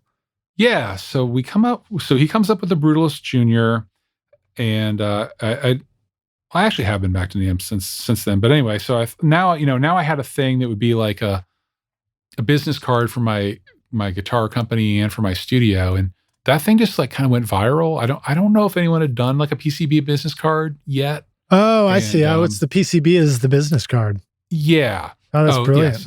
That's a pricey business card. No, they're not really that bad. Like if you order them in quantities, it's not that bad. There's like the development cycle, and I had to pay him for his work developing the thing. And that's brilliant. And there's a lot of time that goes into like making like a build instructions that documents it for novice builders, and so there's a lot of time into it. But the actual price of having the product made is not too bad. But I intended it to just be like a freebie that I would hand out to people at NAMM or AES or whatever, or maybe if somebody flagged me down at a show, I'd give them a free business card or something like that. I made 100 of them, and then like there's like people in Jakarta that are mad at me that they can't buy them, and I had a bunch of things like that. So I said, all right, well maybe I can't possibly mail out thousands of these things for free. So maybe if I just sell them for like a reasonable price, and some people will buy them, and I've ended up like selling thousands of the things. That's awesome. It sparked a lot of people to start to be more DIY with their approach to making music, and to understand like the equipment they were using a bit more, and to start building their own gear. Even if it's the only pedal they ever built, like the fact that they like built a pedal is, I think a lot of people got a great sense of accomplishment out of that. And for me, I didn't really know how to build pedals yet. And I had always had a bit of like a barrier with electronics up to that point. And I didn't do well like in the first electronics class that I took in college. And I always felt like I was just never going to understand the stuff. And but after doing this business card and seeing how excited other people got about it, I was like, okay, I got to get into this. I got to like start figuring out how to do other designs and learning more about this stuff. And I've really been kind of like sort of obsessed with this stuff for the past few years. And it's been really fulfilling to have these sort of electronics projects to work on during quarantine. And I've come up with a whole bunch of circuits that have been really useful for me and for other people. And, now when bands come to record with me, a lot of the equipment that they use is stuff that I built, and not because like I'm sort of forcing the stuff upon them, just because like I built stuff that like works really well for me, that it responds in a predictable way and matches the amps and guitars that I have in a really complementary way. And so it's been fun to like use the stuff on a lot of records and get some kind of new and unique sounds that I wouldn't have been able to get otherwise. Yeah, no, totally. I mean, I think about just dialing in a guitar tone in the studio, and if you're playing the guitar, it's a completely different experience from dialing that tone in than if you're engineering and somebody else is playing it. And in a lot of ways, I prefer to dial it in myself because I know immediately how it's responding, Yeah, I do that all the time, actually. Like, I'll be recording somebody and they'll be kind of like frustrated or something, and I'll be like, oh, let me play your guitar. And then I'll play their guitar, I'll be like, oh, it's because of this or this or this. And like, I'll be able to fix it right away. Yeah. Hey, rock stars. So I'm actually looking at the website now. If you go to godcityinstruments.com, you can actually see the CGI Brutalist Junior. It's I guess, I don't know if it'll be available right away, but it's $10 is what I'm seeing now. And it's just it's great. It's a business card. It's a little PCB board, which is redundant for me to say that. And I guess you have ATM instructions. Machine. There you go. ATM machine size. And you just, you have instructions for how to put it together and where to order the parts. So it's probably not that hard to get all the stuff.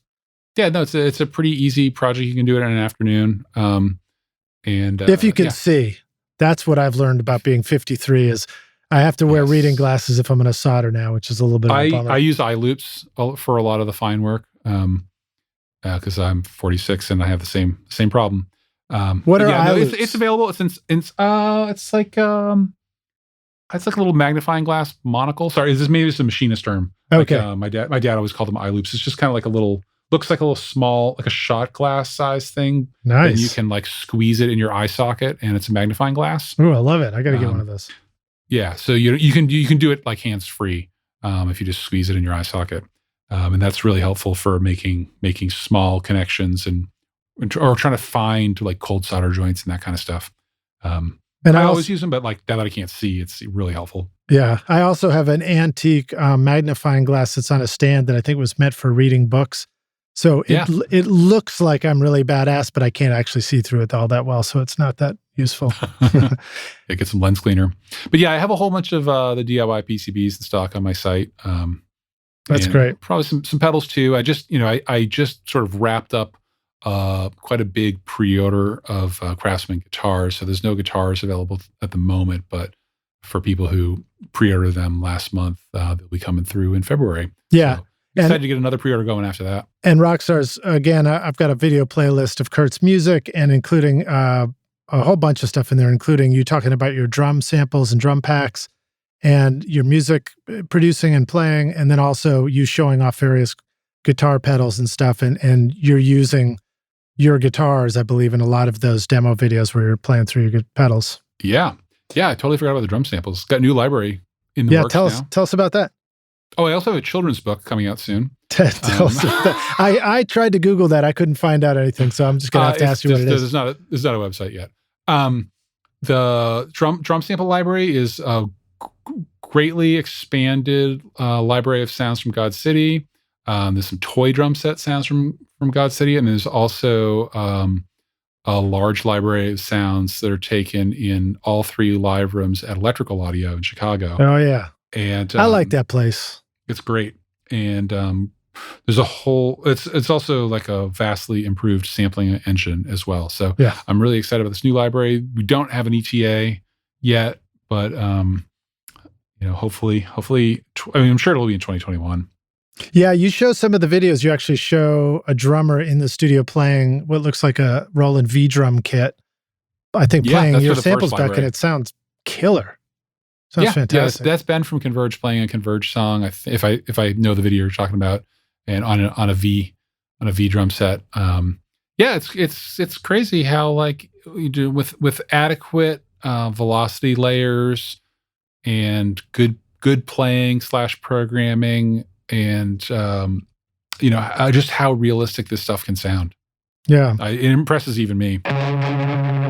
The secret to a great mix is to start with great source tracks. And this means you need great microphones. JZ Mics in Riga, Latvia brings you the new BB29 Signature Series microphone to help your recordings add clarity and detail to your mixes. At the heart of JZ microphones is the unique Golden Drop capsule design with a lighter, faster diaphragm that delivers great clarity and fidelity without distracting colorations and distortions. The new BB29 microphone has a Class A discrete amplifier circuit, extremely low self-noise, and transformer-coupled output to bring an expensive sound to your studio for an affordable price. JZ offers a 5-year warranty, free shipping to the US, and a 30-day money-back guarantee. Plus, for a limited time, you can use the coupon code ROCKSTARS to get 50% off the BB29 at jzmic.com.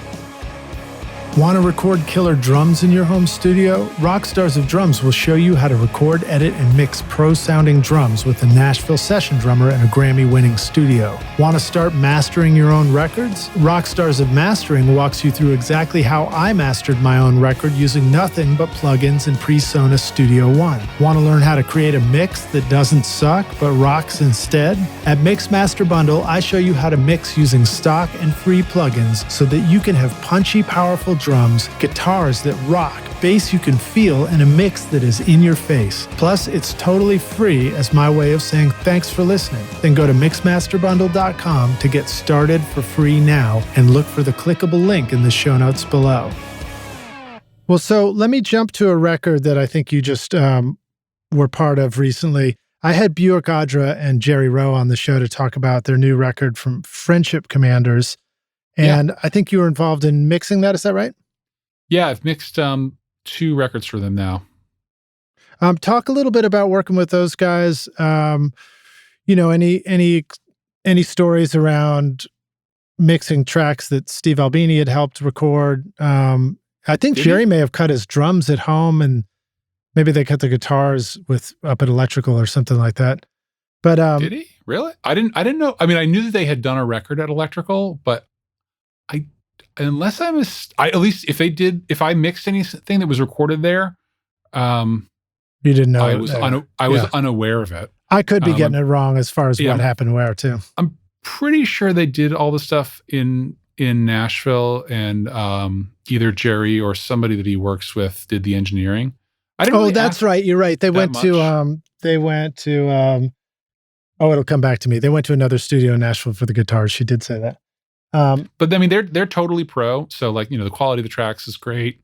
One thing the last record, this is interesting. This is going back to the dynamic Omni thing, is I was actually suggesting that they give that a shot because, in this new record, Buick has a little bit wider range than dynamic and pitch range than she did in the previous record. Mm-hmm. And I was sort of questioning what mic they used. And I want to say it was like a Manly Gold reference, or it's something expensive. Right. And it didn't, at first it didn't strike me as expensive. Then I just figured out that she's one of those people who has like pretty good mic technique. So when she's quiet, she gets closer to the mic. And when she's louder, she gets further from the mic. But the other thing that happens with her voice is, when she's closer to the mic, she has like a deeper tone from her voice. And when she's singing quietly, she has a deeper tone in her voice. And when she's singing loudly, she has a more shrill tone.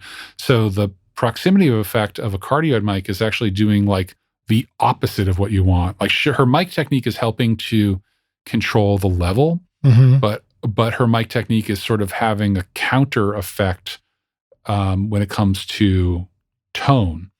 Because it's accentuating the parts that are already being accentuated. Yeah, it's getting you more bass in the quiet parts and less bass in the loud parts when you want actually the opposite. So there was a bit of like of EQ automation in order to even that stuff out this time around. So I feel like using even like a condenser Omni might be a little better suited for her voice.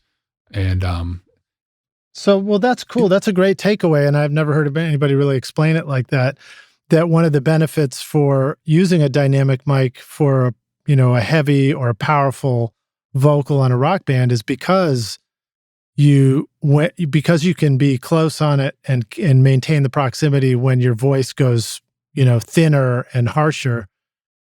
Yet you can back off the mic, I guess you could back off any mic if you needed to for the lower part. Yeah, it doesn't have to be dynamic, no. But I just think for a lot of singers, one of the reasons, or a big reason that cardioid mics exist is for isolation, right? So if you're on a drum set, you're trying to get just a snare drum and not a hi-hat, you want cardioid or a hypercardioid mic so you can reject the hi-hat. And when you're on stage, you're doing a vocal, you're trying to reject the monitors so that you don't get feedback.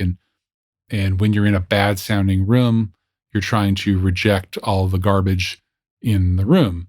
But if you're in a good sounding room, like why not record with an Omni? And then you'll have less proximity effect and you'll hopefully get some complementary ambience from the mic. And so it's not the right choice for every occasion, but I think there's a lot of times where like an Omni microphone just will sound better. Okay. And then I guess a question I had for you as a mixer is I imagine that it's probably common that people recording heavy and loud and rock records are going to accidentally have a little bit too much mid-range and harshness in sounds. I feel like I've experienced that myself. So I'm just curious if you have either tips for how to avoid that or stuff that helps sort of at the mix stage if you accidentally got it into your mics and in your tracks. Yeah, I mean, there's definitely something that happens where upper mid-range, like something between 2 and 4K will build up, especially if you're using a lot of dynamic mics like 57s and the like that have that presence peak around there, and lesser quality digital converters tend to be harsh in that area. Tape was nice because that kind of smoothed that stuff out a little bit. Yeah. We don't usually record on that anymore. So what I find myself, and the other thing about that too is for me anyway, those frequencies are like candy because that's where the clarity lives. Mm-hmm. And when there is somebody playing double bass at 320 BPM and playing guitar with the gain on 11, there's not a lot of clarity coming from the instrument. You're trying to find some of that, so you find yourself boosting these like upper mid-range frequencies, and it can get really harsh really quickly. So, I mean, the first thing you try to do is to not have those frequencies coming from too many sources. Otherwise, you get like a big buildup of them. I think I'm guilty of that at times. I tend to do a lot of like notch EQ work Jack Endino is real into that like notch somewhere in like the 2 to 3K range, where like you set up a little notch, you sweep around, maybe even sweep around with it boosted until you find just the worst stuff that just really tickles your ears, bugs you.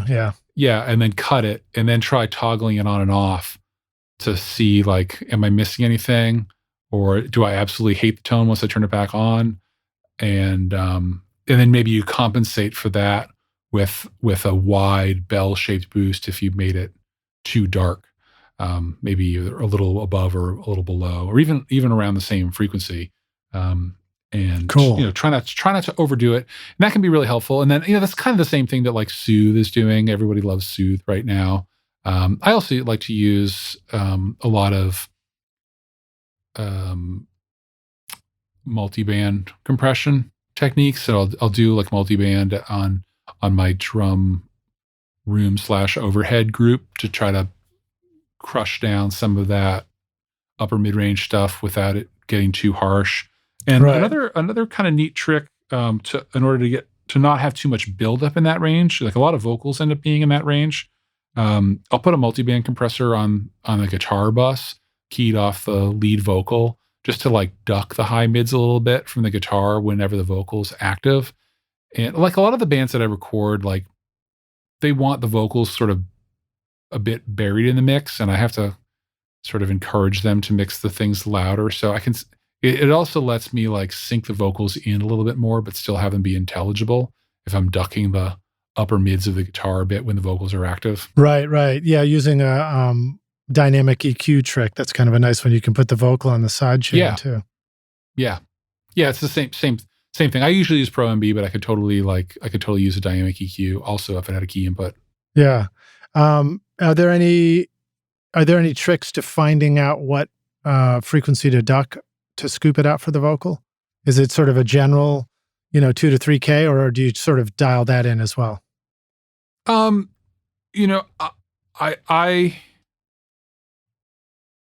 generally just sort of wing it, but like you can totally solo the side chain and sweep around and try to find where the good stuff is. Mm-hmm. Okay, cool. All right, let me see here. I've got a ton more questions, but we're basically out of time. So let me see if I can narrow in on something real good. Yeah, give me something good. All right, so this one, actually, I had Eyal Levi on the podcast recently. And he's awesome. We talked a little bit about the importance of tuning when you're doing heavy music and layers of guitars and instruments. And I wondered if you wanted to talk about that, whether there are any important things to be aware of tuning the band so that you get, are we giving away the potential power of our production if our stuff's a little out of tune, or is it really just stylistic for each band? And do you have any particular tricks that you want to share in that respect? Sure. I would say that in general, my recordings could be more in tune. I'm not crazy about that. I'm like, when I'm playing, I like barely tune my guitar. I just kind of like tune it by ear, bend it around or whatever. Nice. Like everything's got like a lot of stank on it when I play. So, I'm not too crazy about tuning myself, but like with like heavy bands and like low tuned bands, like the band that I just recorded tunes to G, which is just way lower than you should ever tune. Right. Especially with like not baritone guitars. And especially like if you have a bass player in your band, because a low G on a bass is just, especially on a Rickenbacker like this band had, it's just way below what the fundamentals, just way below what. So the E string, what would be the E string gets tuned?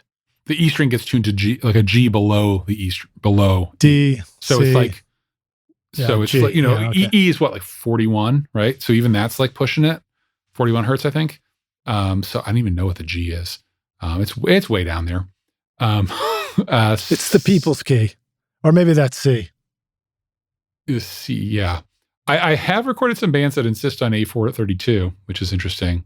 Like High on Fire, for example, like which totally is insane because like Matt Pike, when he plays guitar, like there's like a half step vibrato on every single note he plays. So like, why does A40 32 even matter? It's great. And I recently got a guitar with an Evertune in it. That's pretty fun for certain occasions. But anyway, so here's my tuning tips. So when you're recording heavy music that's down tuned, you want to record guitar first, because higher pitches are a lot easier for our ears to discern, and also for most tuners. We should get a decent strobe tuner as well. But like recording the higher pitched instruments first, not to mention like in heavy music, the bass tone usually needs to fit around the guitars more so than the other way around. So I think it's good to record guitar first. I generally will record guitar with, all tuned correctly. The way tuning pegs work is there's always some slack in the tuners, so always tune from below the pitch. So if you find that you're sharp, tune below the pitch, stretch out the string, then tune back up to the pitch. Never tune down to a pitch. I think people make that mistake all the time. Obviously, you want your guitars well intonated, but I think there's a lot of misconceptions about intonation, and trying to get a guitar to be well intonated all over the neck is really difficult. Oftentimes, guitars that are perfectly intonated at the 12th fret will be completely out of tune at the 1st fret because the nut is way too tall. I think luthiers tend to cut nuts a bit on the tall side so that they last longer. Right. But a nut that plays most in tune is one where the difference between like open and 1st fret is the same amount of offset as the difference between like fretting the 1st fret and then fretting the 2nd fret with another finger. Yep. So the string should be barely off the 1st fret. It might buzz, but if you're playing with a lot of distortion, probably doesn't really matter. What are we going to experience if we get a Craftsman? It's going to be beautiful, perfect all the way up to the 24th beautiful, fret. perfect setup, as perfect as it can be up to the 22nd fret. I don't have enough access for. I did actually do a prototype with 24, but I just couldn't really get to the 24th fret, and I didn't want to change the geometry. It's all right. Looking at them, 22 looks like the right amount. So yeah, but there is a 24 fret prototype out there. But yeah, sometimes you got to tune to the riff. Sometimes you're like accidentally bending strings, you don't know it, so it's you that's out of tune. Sometimes strings get dented if they're old and they will never intonate right. Right, interesting. There's all sorts of reasons that things are that things get out of tune. And I think as a guitar player, I usually can like watch how people are playing things and sometimes suggest alternate fingerings or alternate positions on the neck to get things more in tune. Worst case, pull out the Evertune. And then when it comes to bass tracking, I find that I have to tune, like with this band that was tuning in G, I had to tune the low G string like 40 cents flat to get it to sound in tune. Just because like, how like the harder you hit, the more like, wow, you get. Yeah. There's so many things you can do when playing a guitar or bass to make it go sharp. There's very little you can do to make it go flat. Well, so like if it's true. Pianos too. Pianos do that. They do an extended tuning for the low notes of a piano to get the whole piano to sound in tune. Yeah, but so like the harder you pick, the sharper it's going to go. The more vibrato you have, the sharper it's going to go. The more you like pull on the neck, the sharper it's going to go. The harder you fret, the sharper it's going to go. All this stuff's going to make it go sharp. And I mean, if you have a tremolo, it'll dive a little bit and give you a little bit of, it'll be a little bit forgiving, but generally speaking, like everything you do playing guitar is going to make it go sharp. So for low tune bass, you have to kind of tune it super flat to compensate. And if there's any notes that have to ring out for a long time, then yeah, you might have to tune it a little bit higher. But for like aggressive, fast playing, you're going to have to tune it flat in order to get it to actually play in tune. And then you're going to have to judge that by ear, probably. Yeah. And at low G, it's tough. And like, this record's definitely like close enough for jazz, but it's supposed to sound pretty like fucked up and antisocial, so it's cool that it's a little wobbly, but it's tough. And for the kind of music that Eyal's known for, that music needs to be much more in tune. And also it has to do with the audience too. So like the kind of like, Eyal's definitely known for like the URM crowd as well, or maybe known for like a little bit cleaner of a production style and a lot more like, Melodyne type things in the production process. Mm-hmm. And those people you got to remember those people a lot of those people grew up listening to music that was digitally perfect. Right. Right. Like they grew up listening to drum samples. They grew up listening to tuned vocals, and like, the bands and the songs that got them really excited were sort of relentlessly in tune, in time, and unwavering in their velocities of drum hits. And so for those people, things that are out of tune and things that are out of time and kind of wander a bit, that stuff is like really distracting and sounds wrong to them. Mhm. Whereas like somebody like me who grew up on like music made in the 70s and 80s and mostly that those little variances, I find that stuff is really exciting, and that's what draws me in to the music. But for a certain crowd of younger people, that's what pulls them out of the music. So you got to think about sort of who the target demographic is when it comes to that tuning stuff, and does your tuning approach make sense for who's going to be listening to the music? Right on.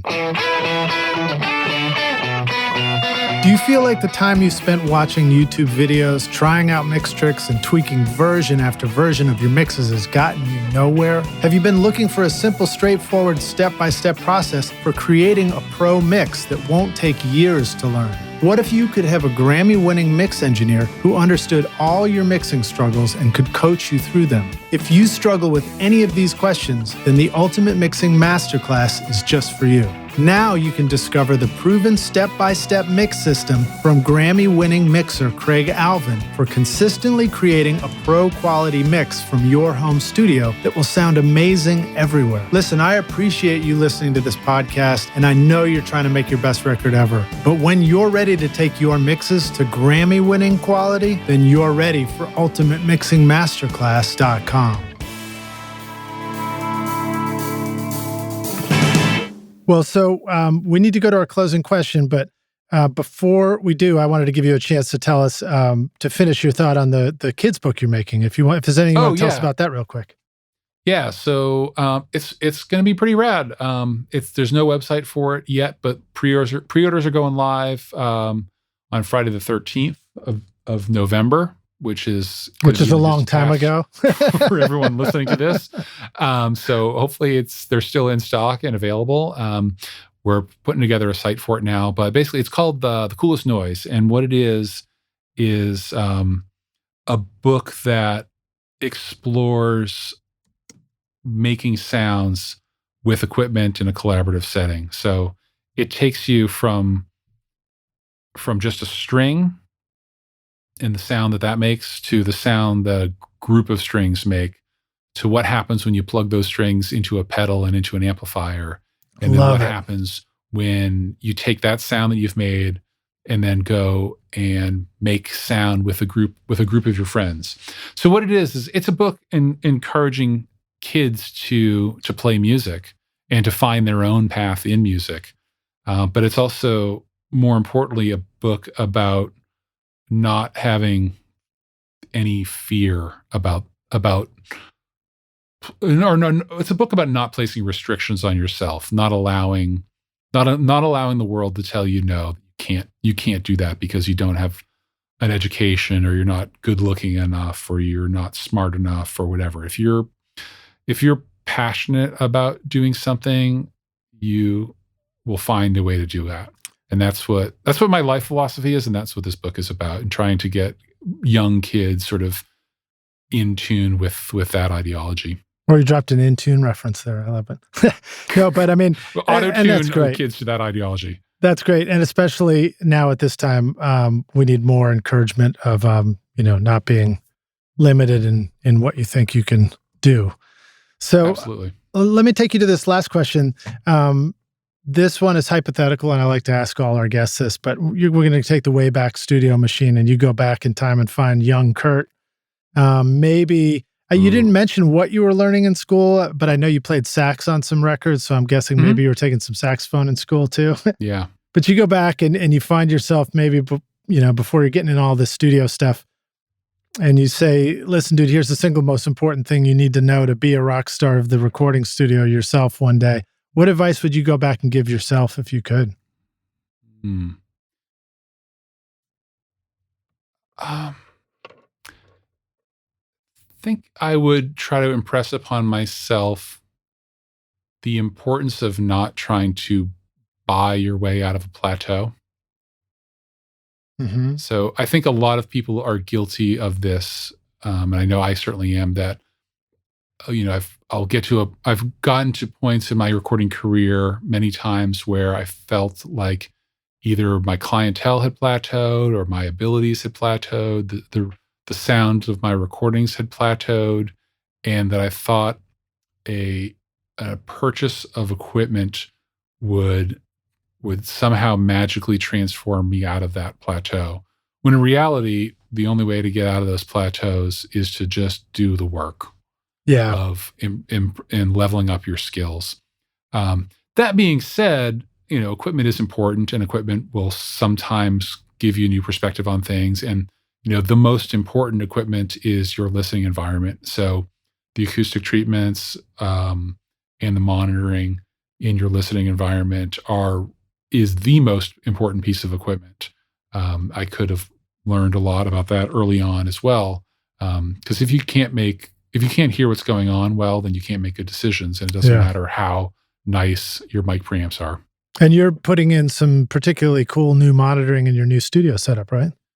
Yeah, going to be ATCs, ATC mains. I'm still undecided on a console, but I kind of don't really. It matters in that we're designing sort of the wiring and the floor plan around a certain size and shape, but I'm mostly concerned with getting a room that sounds the way that I want, more so than the equipment that goes into it. Very cool. Well, Kurt, thank you so much for being on Recording Studio Rockstars with us. I feel like we just got started, so maybe we'll have to circle back around one day. Yeah, we'll do a part 2 someday. Yeah, it'd be awesome, dude. I can't wait to see one of your guitars in person, your pedals. I can't wait till we have NAMM again and I can come visit you at the booth. Yeah. And Buick actually built one of my pedals for Jerry the other day. So, that was the one I saw her post on social media. That was so beautiful looking. Fantastic. Yeah, she did a great job. That was her first build ever. He said it was the greatest gift he's ever gotten in his life. That's great. Let the rock stars know where they can find you online, and how should they go check out all your stuff and your music and go find out about your pedals and all that. Well, my band's called Converge. We have a website called convergecult.com. My studio is called God City. That is godcitystudio.com. My instrument company is called God City Instruments. That is at godcityinstruments.com. I don't have a blog up active that has like a legacy of all the stuff I've made in the past. It's just pretty much just active products on there right now. So apologies if it's a little bit desolate over there. The coolest noise book does not, at the time of the taping of this interview, does not have an internet presence yet, but probably will by then. So just give that thing a Google. I'm just riffing here, but Rockstars, type in thecoolestnoisebook.com. Sure. Maybe that'll take you there. I don't know. It might get you there. I don't know. Yeah. Well, cool, man. That's my stuff. Awesome, dude. Well, you rock, man. I really appreciate you taking time out of your busy schedule to hang with us for so long. And Rockstars, go check out the playlist of the videos we put in there so you can hear the music, see the drum samples, listen to these amazing guitar pedals, and start your first, DIY guitar project. That's what I want to do. Yeah. And that'd be awesome. Kurt, hopefully we'll be hanging in Salem, Mass sometime. I'll be back through there at some point. Oh, that would be great. I'd love to come see the studio. Come get witchy. All right, man. I'll come get witchy. Thanks, dude. Yeah, no problem. Thanks. All right, man. Cheers. Thanks so much for listening to Recording Studio Rockstars. If you enjoyed the show and want to help make it better, then please share this episode with your friends on social media and leave a rating and review on iTunes to help the podcast reach more rock stars like yourself. You can click directly over to iTunes or go to rsrockstars.com/review for an easy explanation. And remember to hit the subscribe button to keep up with weekly episodes. And if you're ready to make your best record ever now, then head over to Recording Studio Rockstars Academy, where you can start with my free course at mixmasterbundle.com. And if you want more free content from Recording Studio Rockstars, all you have to do is go to rsrockstars.com/email. Again, that's rsrockstars.com/email to enter your name and email, and I'll keep you in the loop with articles, videos, podcast updates, and even free gear giveaways for your studio. Just look for the link in the show notes below. Thanks so much for listening, and thanks for being a rock star. I'm Lid Shaw, and this is Recording Studio Rockstars. Now, go make great music.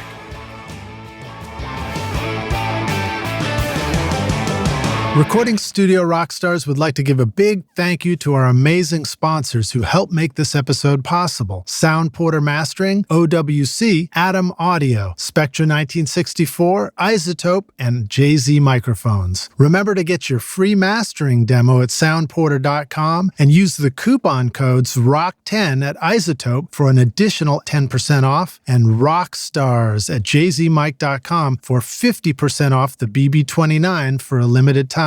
You'll find links to all these wonderful sponsors in our show notes. These are all things I highly recommend for your studio. They're going to help you make your best record ever. I would also like to give a big thank you to our Rockstar team here at Recording Studio Rockstars, Vlad Weselchenko, Braden Stremming, and Hugh McDonald for additional podcasts and video production. You guys rock. Thanks so much for listening, and we'll see you in the next episode. Cheers.